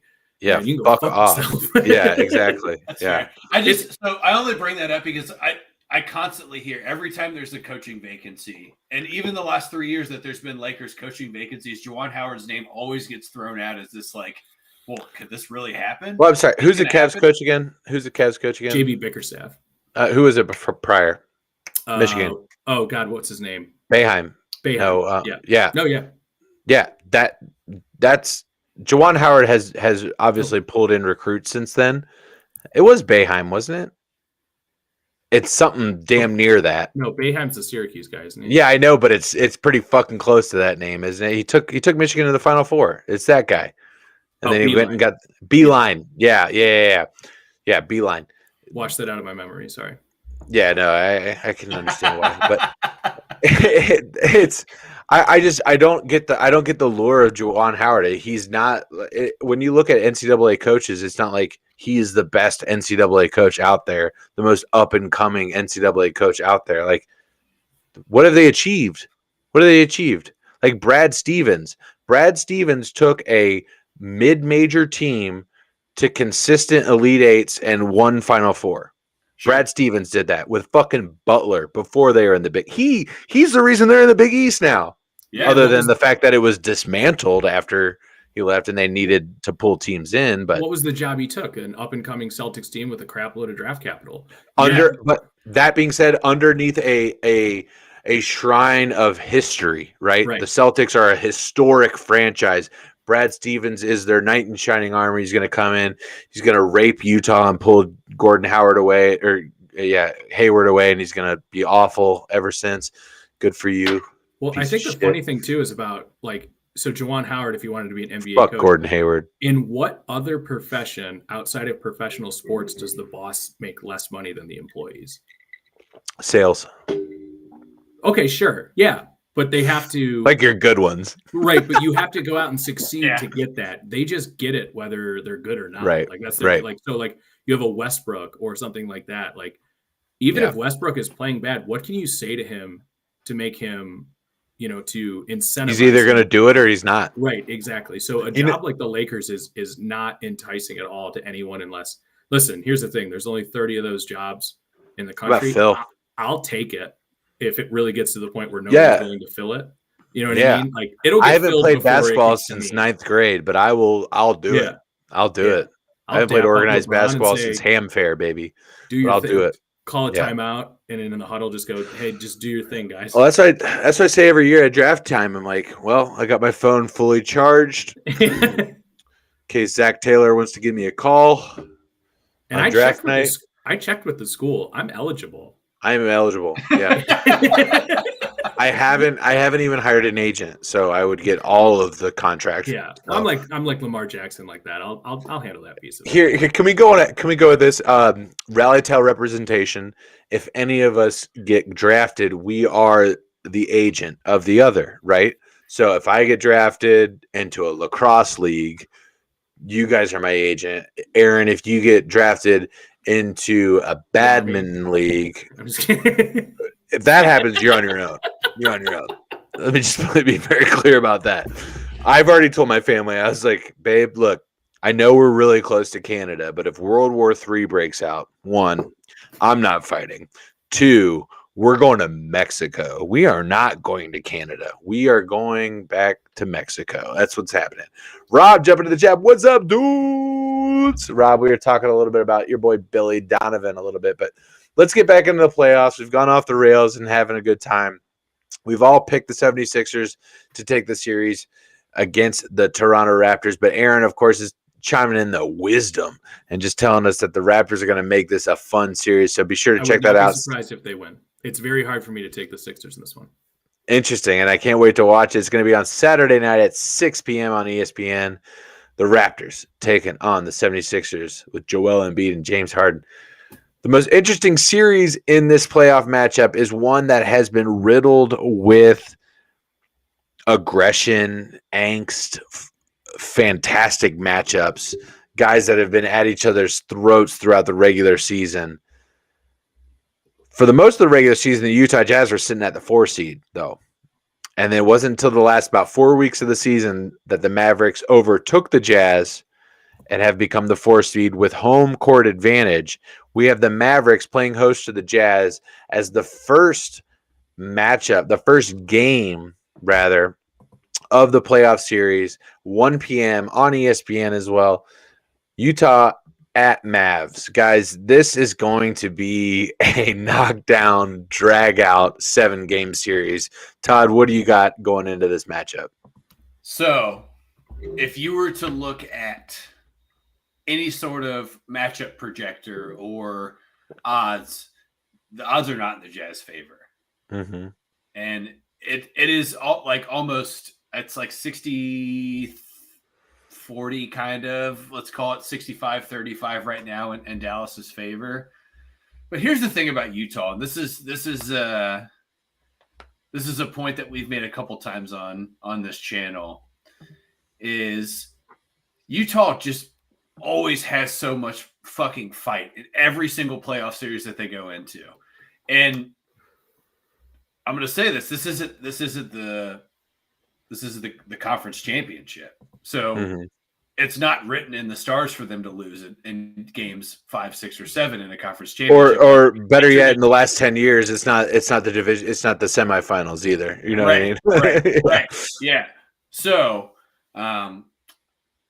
here's the thing. I think this series, is a bloodbath. I think that you see tempers flare. I think you see Utah get under Luka Doncic's skin a lot.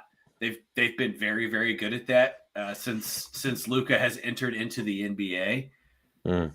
But I just don't think that Utah can do it in 7. I really don't. I think this is a full 7-game series, but I think this comes down to Dallas winning in Game 7. Interesting. Aaron, what are your thoughts going into this matchup? I mean, it's contingent on one thing and one thing only, and it's Luka's calf. You know, if he's good, then I think the Mavs win this series. I think they, win it in 6, and that's just barring the fact that there isn't anything outstanding injury-wise for Luka, because outside of that, if you don't have Luka on that team, your next best player is maybe like the 70th, 80th best player in the league. Like he is that whole team and the whole heartbeat, where the Jazz have a much more balanced team. we've seen it in, playoff after playoff. The Jazz are a great regular season team, and in the playoffs, it always kind of falls apart a little bit. And part of that is the reliance of Rudy Gobert, in the fourth quarter, where you kind of take him out of the game a little bit. Credit to him this year, becoming a 69% free throw shooter, but in years past, he just hasn't been a guy that you can rely on. And when he's such a defensive force for you, and you have to debate whether the fact that his head on the offensive end or at the free throw line is able to even be played in the last 4 minutes, those games are much different in the playoffs than they are in the regular season. Luka Doncic, to me, is the best player in the league under 25. He's that next guy after the Durant Curry generation of the NBA to me. I would take the Mavs in 6, and the only thing I will put, not to kind of cop out here, but if Luka's injury is more than we know, I think the Jazz win the series. Yeah, and honestly, you guys are talking about, Aaron just mentioned the two biggest indicators, Rudy Gobert and Doncic. And the reason why I'm homering here, I'm going to take the Jazz in 6, is because Rudy Gobert has already demonstrated multiple times this season that he is able to stretch out and shut down Luka. And I think you're going to see that happen, particularly if Luka is hobbled in any way, shape, or form. If that is already there, then Rudy doesn't have to be as laterally quick. He can give a little bit to get back into the middle, because Luka obviously is a player that can stretch the floor. He can score from anywhere out on the court, right? And Rudy is often matched up with him. Another thing that's going to be key for me, Jordan Clarkson. It's going to be a big key. What is his production going to be for the Jazz? He's 6th man of the year last year. Fantastic off of the bench this year. What is his production going to be? And then it comes down to which Donovan Mitchell are we going to get? Donovan Mitchell, typically speaking, in the first round of the playoffs, shines brightly and leads this team to victory. Now, the Jazz over the last couple of seasons have had home court advantage. You're only giving up 1 game here, right? Obviously, they're going to do 2 in Dallas and then 2 in Utah. And that's the benefit of the NBA playoffs, in my opinion. If you're that underdog team, you need to just take one. Take one of those first 2 games. That's all you have to do. The Jazz don't have to win on Saturday, but they need to win either Saturday or I'm assuming they'll probably play Monday, right? They need to win one of those games going into this matchup. But Aaron alluded to it earlier. I think the Jazz are a deeper roster. They have a lot more guys that can pick up the slack if one person is suffering. But Todd's point again, this is going to be a knockdown, drag out matchup. I'm actually going to stretch that out. I'm going to say the Jazz take it in 7. I think this is going to be a 7-game series. It's going to be a lot of fun. I'm excited. Mike Conley's healthy. Bojan Bogdanovic is healthy. The Jazz overall actually are an extremely healthy team right now, with only 2 people popping up on the injury report, one of which is Donovan Mitchell, which missed the regular season finale with a non-COVID related illness. So the Jazz are a very healthy team going into the playoffs. Can't say the same about the Mavs. That's why I'm taking the Jazz in 7. Fans, if you are looking to get into NBA basketball, I am telling you, this is the series that you want to watch. These teams have been at each other's throats all year, and it is set to be a matchup. And guys, wouldn't you agree that 4 and 5 matchup in the NBA playoffs is, other than the conference finals or the conference semifinals, first round of the playoffs, 4 and 5, that's the bread and butter, Aaron, wouldn't you say? Yeah, I mean, I can talk about some notable Cavs ones. Most of them being those early LeBron years against the Wizards, Gilbert Arenas. Like those are some great 4-5 matchups. They snuck in, well, not snuck in, but when LeBron stopped caring about seeding on the Cavs, and I think we played the Hawks in the first round, and they were really good and just like swept them. And we're just like, yeah, sorry, it didn't matter. Yeah, I mean the 4-5, like the 1-8 is rarely a matchup. I mean, we saw Golden State beat Dallas with Richardson, and Baron Davis. That was fun, but that never happens. Right. Yeah, the 4-5 is always a fun matchup, and I think on both sides of the bracket, those were the 2 ones that we all picked. I was on the Philly Toronto one, but I think these are both going to be great series. Todd, what do you think? I mean, generally speaking, is it the meat and the potatoes of the NBA playoffs in the first round, or are you still as lured into that 1-8 matchup? For instance, we've got one going on Saturday night. We got Minnesota taking on Memphis, right? I believe. No, I'm sorry. The Heat are the number 1 overall seed. I apologize. So we have a 2-7, right? Yeah, 2-7.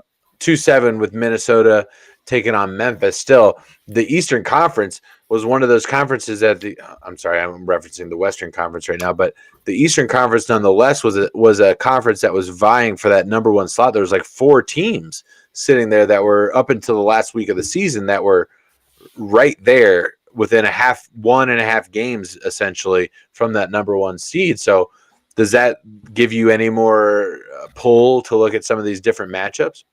Yeah, so I think that we're right off the rip. I think you look at the Eastern Conference just in general.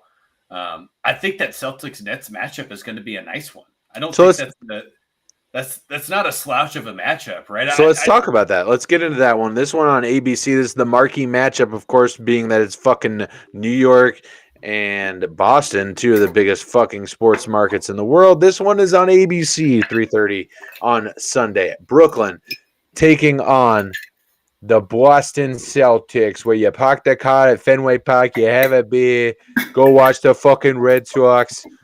Let's talk about the Celtics. Brad Stevens. He's the GM now. Yeah, but he's the man. He is the man. He is the man. I mean, does anybody hate Brad Stevens? I don't think anybody hates Brad Stevens. How can you? Yeah, I don't know anyone that does. Aaron, why don't you show the crowd what you're drinking over there, Aaron? You've been pouring up. You're not alluding to anything. You're not showing anybody. Aaron's got a IW Harper. It's almost gone. What is that? Who distills that? I'll be honest. I don't know. It's on the label, Aaron. Oh, okay. Well, yeah. Make me read the shit on the label. Make me read. Oh, it's just bottled by IW Harper Distilling. Out of Tennessee. What part? Tullahoma. Just the whole state. Just a co-op. Yeah, they got it on lockdown. It's a collective effort by the state of Tennessee. They just come together. Anyway, I appreciate that. Celtics Nets. Todd, you're rearing up to go about this one. What do we got? So here's the thing: you look at this matchup, and maybe I don't know. Let's say two to 3 weeks ago, I think that it's pretty clear cut that Boston's a favorite, and I think you look at statistics, you're going to say Boston's a favorite in 5. I am really, really excited to see this Jason Tatum Kevin Durant matchup. It is. I think Jason Tatum is just a guy that. Bruce, thanks for liking the stream, buddy. I am fascinated with the way that he's able to stretch the floor and how much better he's gotten in his time in the NBA. And this year is really his culminating year, because you take out Joel Embiid having one of the most incredible fucking seasons a big man's had since Shaq played. Jason Tatum is right there in the conversation of the MVP talk, right? He's right there. Don't forget Giannis. Yeah, right. Yeah. But Giannis, Jokic, Embiid. And right below that is Tatum and Booker. And sorry, you can keep going. Absolutely. But so hold on. I want to sidebar, and I'm doing this a lot. Blame Jim Beam. Todd and I already did our 3 picks, and Aaron, I want rapid fire. I'm going to ask you MVP, Rookie of the Year, Defensive Player of the Year. Are you ready? Let's go. MVP. Jokic. Rookie of the Year. Mobley. Homer. And Defensive Player of the Year. His first name's escaping me, but Jackson from piss off. Okay. We both said Gobert. We both said Cade Cunningham as Rookie of the Year. And then for MVP, Todd had Jokic and I had Giannis. So sorry. I only said piss off because you didn't take Rudy. Bruce sharing the stream, number 32 in right field. Jay Bruce. Thank you, Bruce, for sharing the stream. Appreciate you, buddy. And that man's name is Jared Jackson, by the way. Jared Jackson. Yeah. Sorry, you guys rapid fired me, and I just I think you did great. We set you up. You did a fantastic job, actually. I had to research and like do studies, and I was like, "Yeah, Cade Cunningham, Detroit basketball." Let's go. So I'm more offended by this. So obviously, I will say I'm probably a little biased with the Mobley one, although I think he was the most consistent rookie over the entire year. Cade Cunningham had a very slow start, sure, but he missed training camp because he was hurt. Yeah, and that's fine. But that that happened. But hey, I mean, they gave Rookie of the Year to Ben Simmons. No, the only one I'm okay with over Mobley is Barnes. And usually it does not matter how Toronto. It usually doesn't matter how good you are as a rookie for, how many wins did your team get? Like that usually doesn't matter. But it doesn't just matter. like the MVP race, insert Malcolm Brogdon, right? I mean, let's just bring it up. Malcolm Brogdon, yeah. Well, that was also a pretty poor rookie year too, though. Yeah. But I think that was the Anthony Bennett draft. So just to put that into a little perspective. Aaron, you've forgotten about the Anthony Bennett draft. It didn't happen. All right. Just sure let it go. Got his Kevin Love. All right, sure. And go ahead. No, but listen, I think the rookie of the year this year, just like the MVP, I think if you take Embiid, Jokic, or Giannis, I think there's a valiant argument to be made for all of those three, and I can respect every single point being made. And I think the rookie of the year was the exact same this year. If you had Cade winning rookie of the year over Mobley or Barnes, I think you can reasonably make that argument without being just like an insane homer. No, and I think he's third in terms of like and where I'd put it. I'd take Cunningham, Barnes, and then Mobley. Those are my rankings. I think that he's obviously up there and it deserves his credit. But I just think Cade Cunningham has demonstrated that he is an elite player in this league. He is somebody that can take over a game and score very easily. And he doesn't do it like Trae Young. He drops 30 a night, not in the way that Trae Young does it. See, that's why I love Mobley, because he did like the defensive ability, the blocks, the steals, the guard, like the stuff that complete really doesn't game.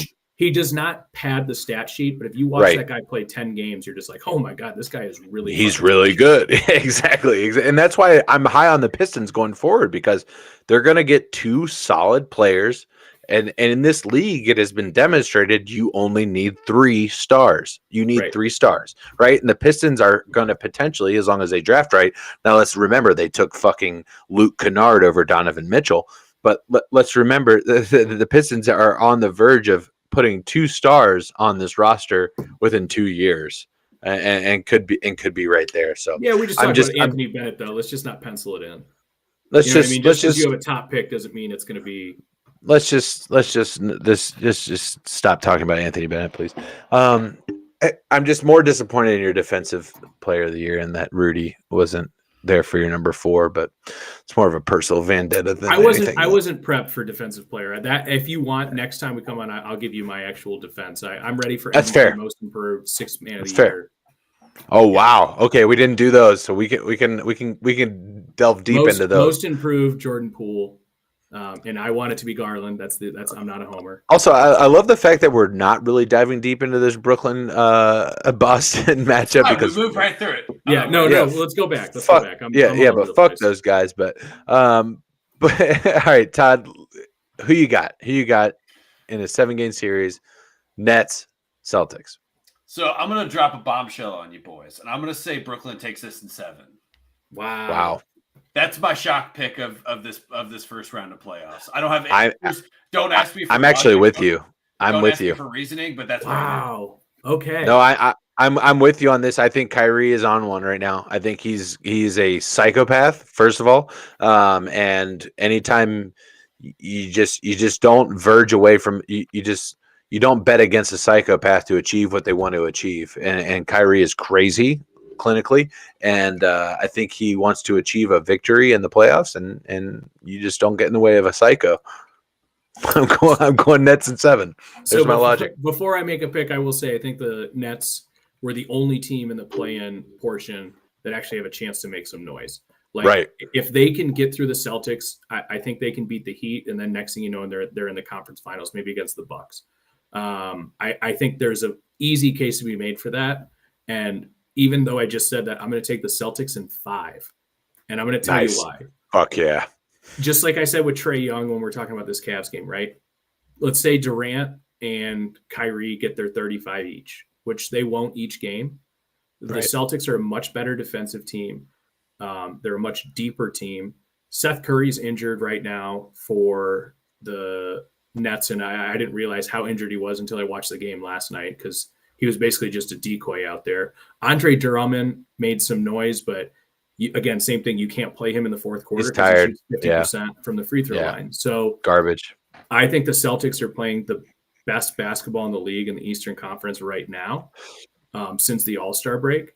The way that they cover ground just to get to the end. Tatum, like we said, is an MVP level candidate, although there's just some guys who have better resumes this year. Brown is a guy who can guard Kyrie. I agree with you guys that if there's going to be a high seed that can actually make some noise, of course it's Brooklyn. It's hard to bet against Durant and Kyrie, but even if they get their 70 combined, I don't know where the rest of the points are coming from. Right. And the other thing too is they were both lights out last night, and they had a hard time putting the Cavs away. That's a fair point. But you mentioned Durant, and I still am of the opinion he is, in my opinion, he's the best scorer ever that I've ever watched. There is not a time that he is guarded that I think he can't score. You know what I'm saying? To watch. It is frustrating to watch when you're rooting against him, right? When your team is playing Kevin Durant, I don't care if you're in his face, his frame, his build, the way that he structures his shot, and the way he kind of leans back it's almost a fadeaway every time he shoots the ball, but it's not, right? It's the Durant shot, the Durantula. Right. And he just gets that leverage to be able to get the clear path to the hoop and make a clean shot. And Durant is just the most efficient shooter in the game, other than, Steph Curry obviously is there as well, but Durant from anywhere on the court is somebody that can be effective. And that's why I go with the Nets, because we saw Kyrie flash, and that's what Kyrie does, right? He flashes. He has games where he'll drop 35 on you, and he will be the factor. But at the end of the day, what was Durant doing against the Cavs? He dropped 25, right? And Durant can easily stretch that 25 to 40. And completely underrated part of his game is the Cavs actually did a really good job of locking him down and basically saying anyone else can beat us. Yeah. And he had 11 assists. Like he's a at that complete tool. Yeah. He is a complete tool. I agree. No, that was fantastic. All right, so we got Aaron taking the Celtics. Me and Todd are going in 5. I love it. Me and Todd are going with the Nets in 7. So just to recap, I've got the Jazz in 7. Todd and Aaron have the Mavericks in 6. Memphis and Minnesota. I don't think we need to spend a whole lot of time on this one, but let's go ahead and talk a little bit about it. Memphis versus Minnesota. Aaron, who you got taking the series? I got Memphis winning it. I think the Clippers would have actually been a worse matchup for them, just because although Memphis has been obviously good enough to be the second seed in a very, very loaded West, those are a lot of guys that don't actually have a playoff run in them. So to go against a team like the Clippers, I think would have been harder for them to do because those guys have actually been in there. Now, the Timberwolves have some guys, obviously Beverly's, cut his chops, but really outside of the Butler year, it's not like Karl Anthony Towns has played meaningful playoff minutes. So funny enough, I think this is probably the easiest, matchup that the Grizzlies could have gotten.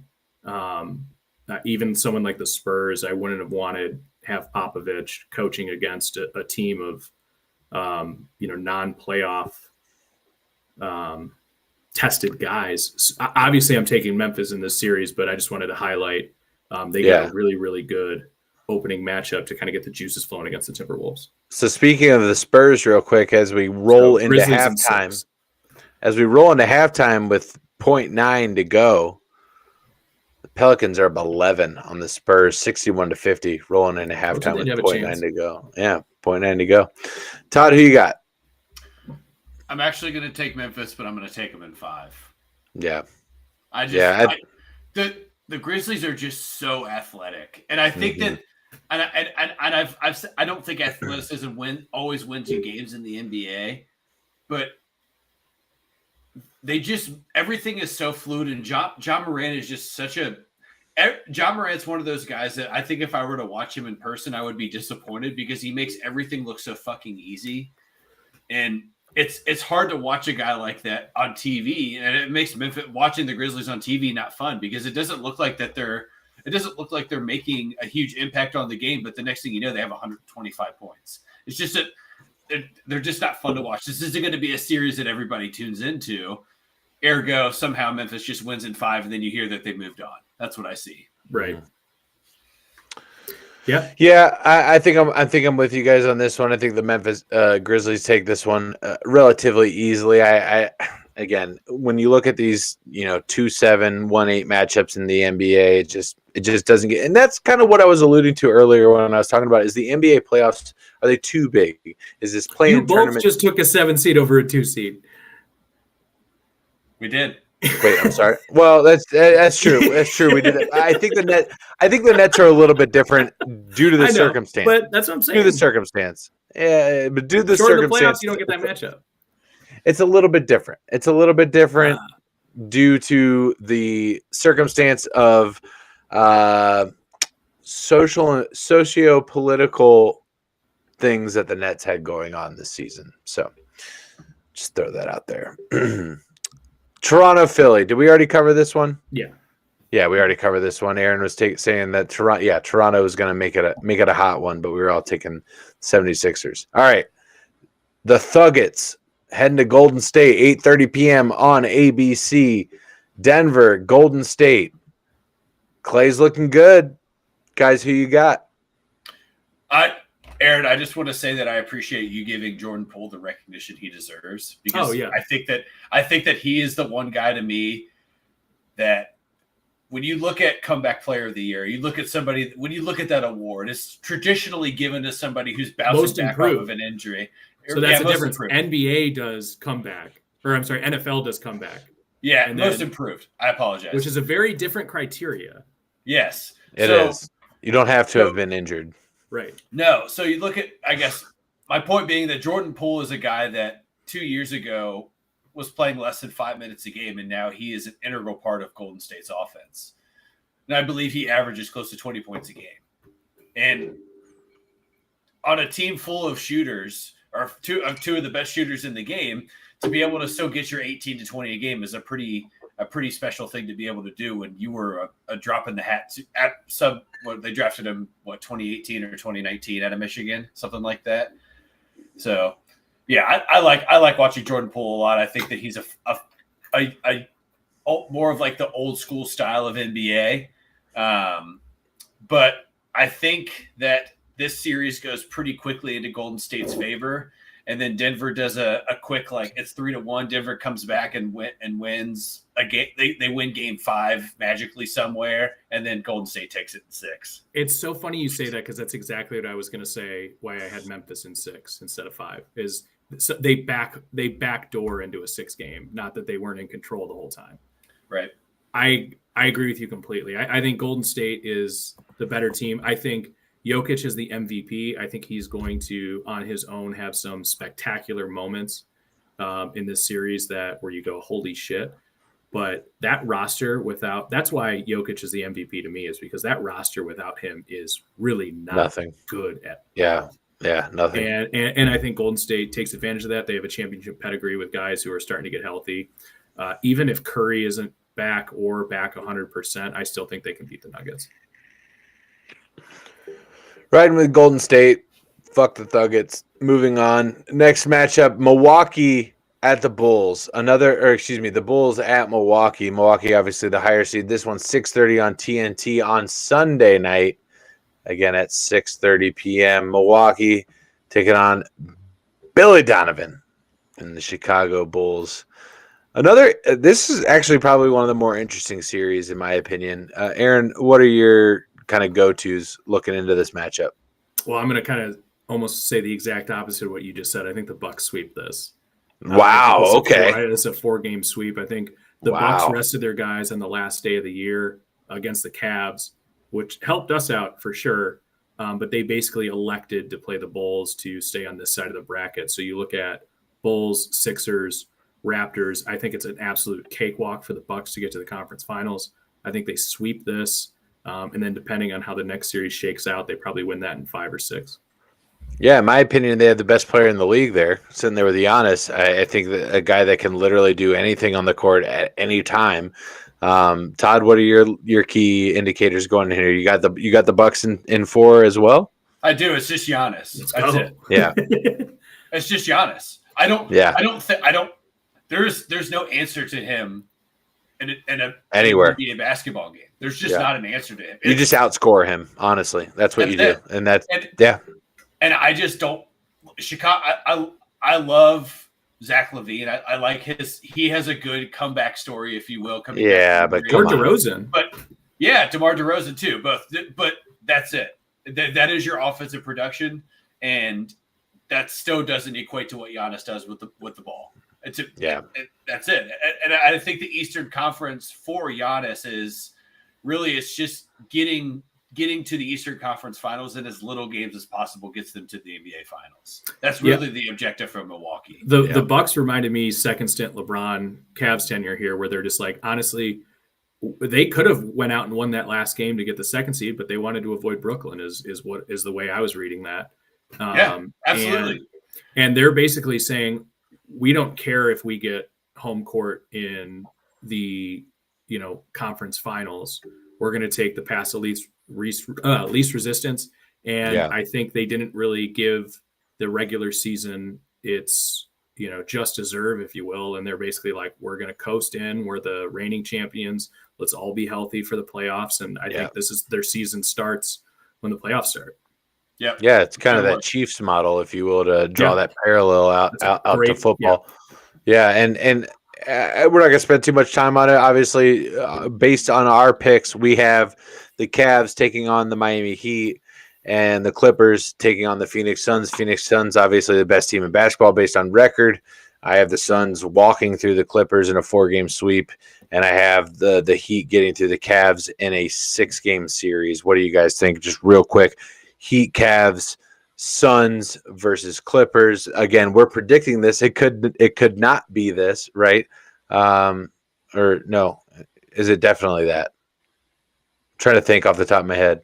The Heat could be playing the Hawks, or right? Yeah. Okay, so based on our picks, I don't think it's going to change our picks that much. No. Yeah.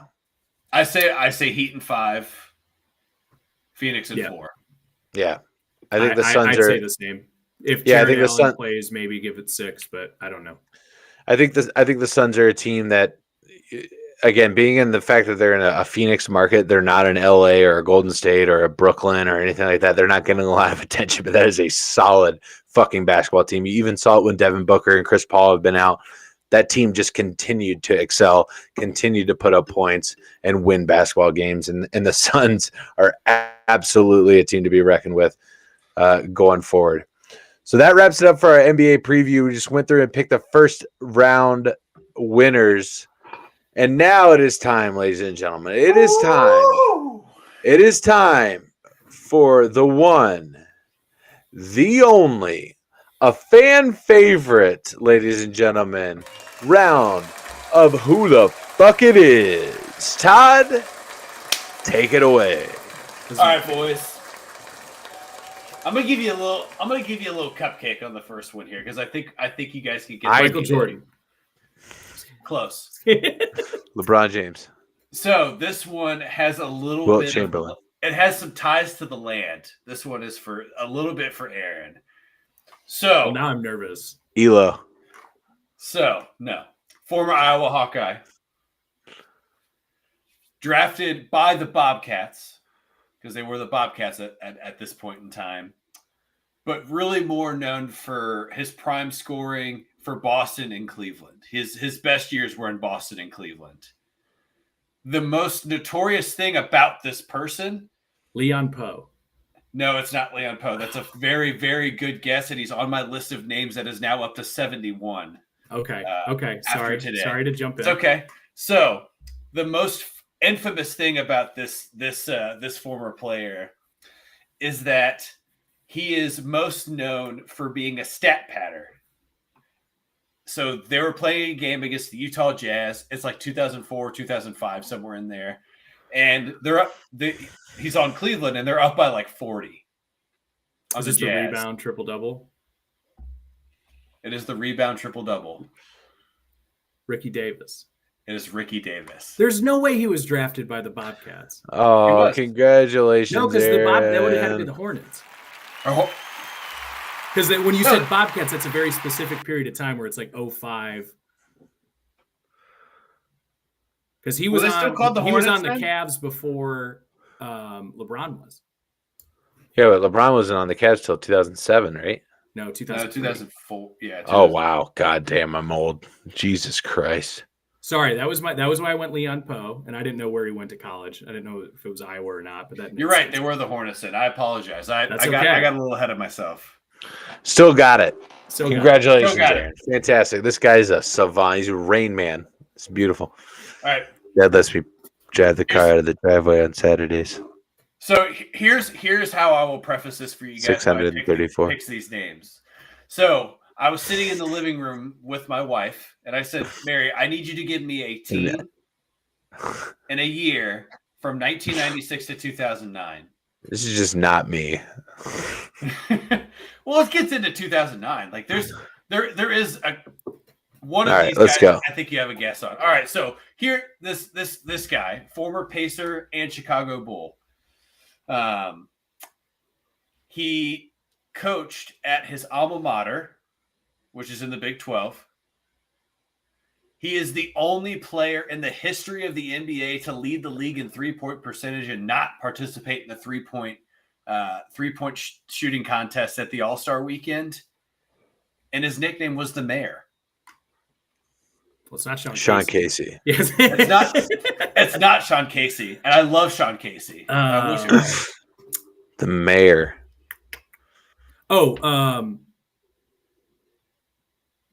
Danny Granger. Heinrich. No. Oh. No. That is Kurt Heinrich. Kirk Heinrich. It is you're too far. It's there. He's a little bit past their time.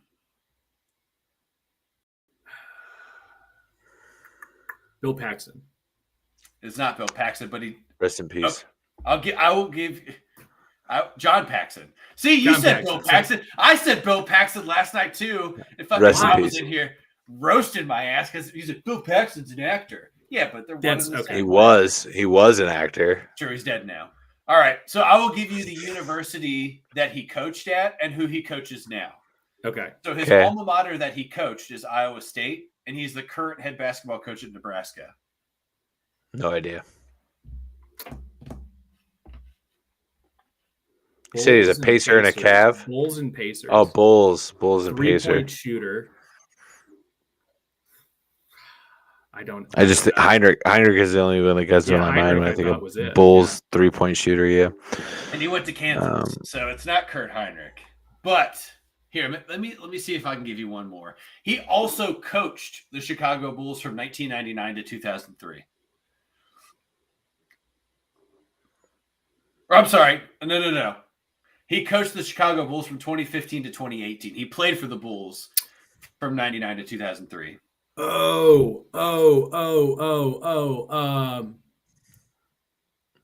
It starts with a V. Nope. No, who is it? It's Fred Hoiberg.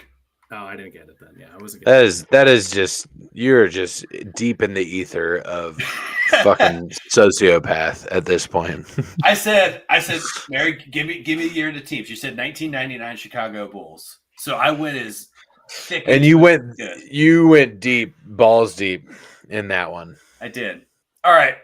Here's the next one. He was a standout at the University of Connecticut, and he also won a national championship as a coach for the University of Connecticut. Kevin Durant says that this gentleman is the biggest. Yeah, Kevin Durant said that he was the biggest influence on his career. Fun fact. Okay. Because Ollie was at OKC, Durant's first year in Oklahoma City, and Ollie basically took him under his wing and was like, Don't dick around. Here's what you got to do to score as many points as possible. You're the best player on the court all the time. Here's how to not let that get to your head. And just basically coached him as a player throughout the whole season. So basically what you're telling me is Kevin Ollie cost me another championship. Yeah. That's true. Fuck. Yeah. Yeah. My last fact for Kevin Ollie is that he also cost the University of Connecticut 37 wins and $500,000. Ooh.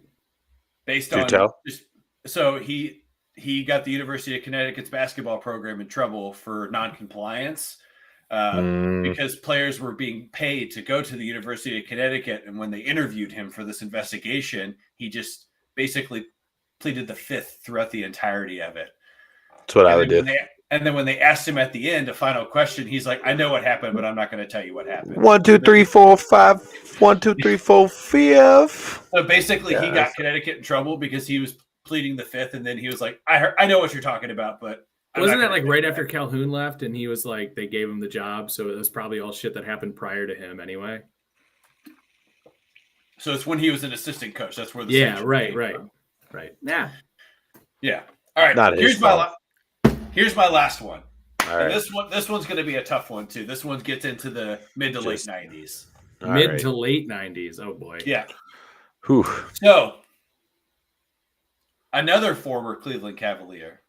Okay. Drafted by the Suns, but I would say his peak years were with the Cavs. So think mid to late 90s Cavs. Okay. So when Cleveland traded for this individual from Phoenix, Antonio McDyess was the large piece of this trade.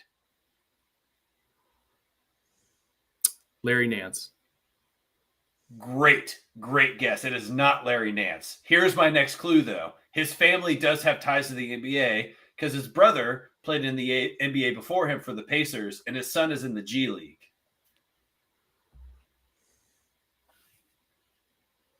And my last fact is that he is in the top 15 all-time in three-pointers made. Steve Kerr. The NBA. It is not Steve Kerr. That's also a sound guess, though. Oh, Mark Price. Not Mark Price. Jesus Christ. Just call me Corey. You still do that, don't you? Yeah.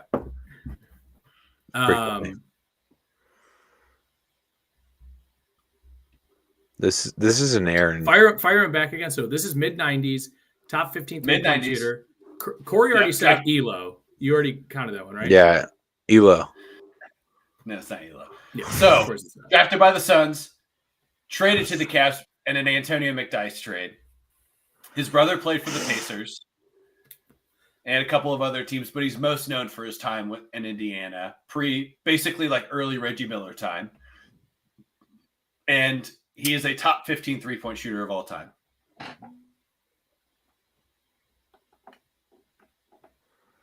NBA Jam. I don't know. You want me to guess? I've already given like so many guesses that at this point it's Wesley Person. Oh, okay. Yep. That's a deep pull. Okay. Yeah. So I said, Mary, give me a year and a team. She said 1998. Just with the Marys. 2001 Cleveland Cavaliers, something like that. I could have got like Andre Miller or just I don't know. Just way more people that I know. Yeah, Zydrunas Ilgauskas. Give me Z. Give me human beings that I know exist. All right. I can ease up on you next time. That's just I don't want the easies. It's I would much rather have deeper pull mid 2000s guys than deeper pull. That's fair. Guys. I could do like middle of because we were like 90s 8 guys I can get maybe, but like if you want to give me like you guys were playing Tyrus NBA Thomas. hang time? That honestly, I almost thought that's who it was. The Bobcats Bulls one or whatever it was. I was like, Iris Thomas. Tyrus Thomas, yeah. Yeah, he's on my list of people, so he'll come up at some point in time. Oh, you're fucked now, Corey. Just load it. I've been fucked in Jump Street. Let's be very clear about that. But all right, guys, we have literally just eclipsed the 2-hour mark. This is a fantastic show. Chat was lit. We had a bunch of people jumping in. I appreciate everybody coming and hanging out with us tonight on In the Post. It has been fantastic. I want to give a special thanks to Aaron and Todd for carrying this tonight and doing a fantastic job. It has been fucking awesome. Be sure to catch us. Let's go basketball. NBA playoffs kick off this weekend on Saturday. It's going to be a hell of a time, Saturday and Sunday. Going in throughout the week, we are going to have an excellent show for you next week as we start to digest some of these initial matchups of the first round of the NBA playoffs. So I appreciate everybody for coming and hanging out with us. Be sure to come and check out Line to Gain tomorrow night, right around 8 o'clock here on Rallytail Sports. We will see you then. And again, thank you so much. We love you guys. See you then.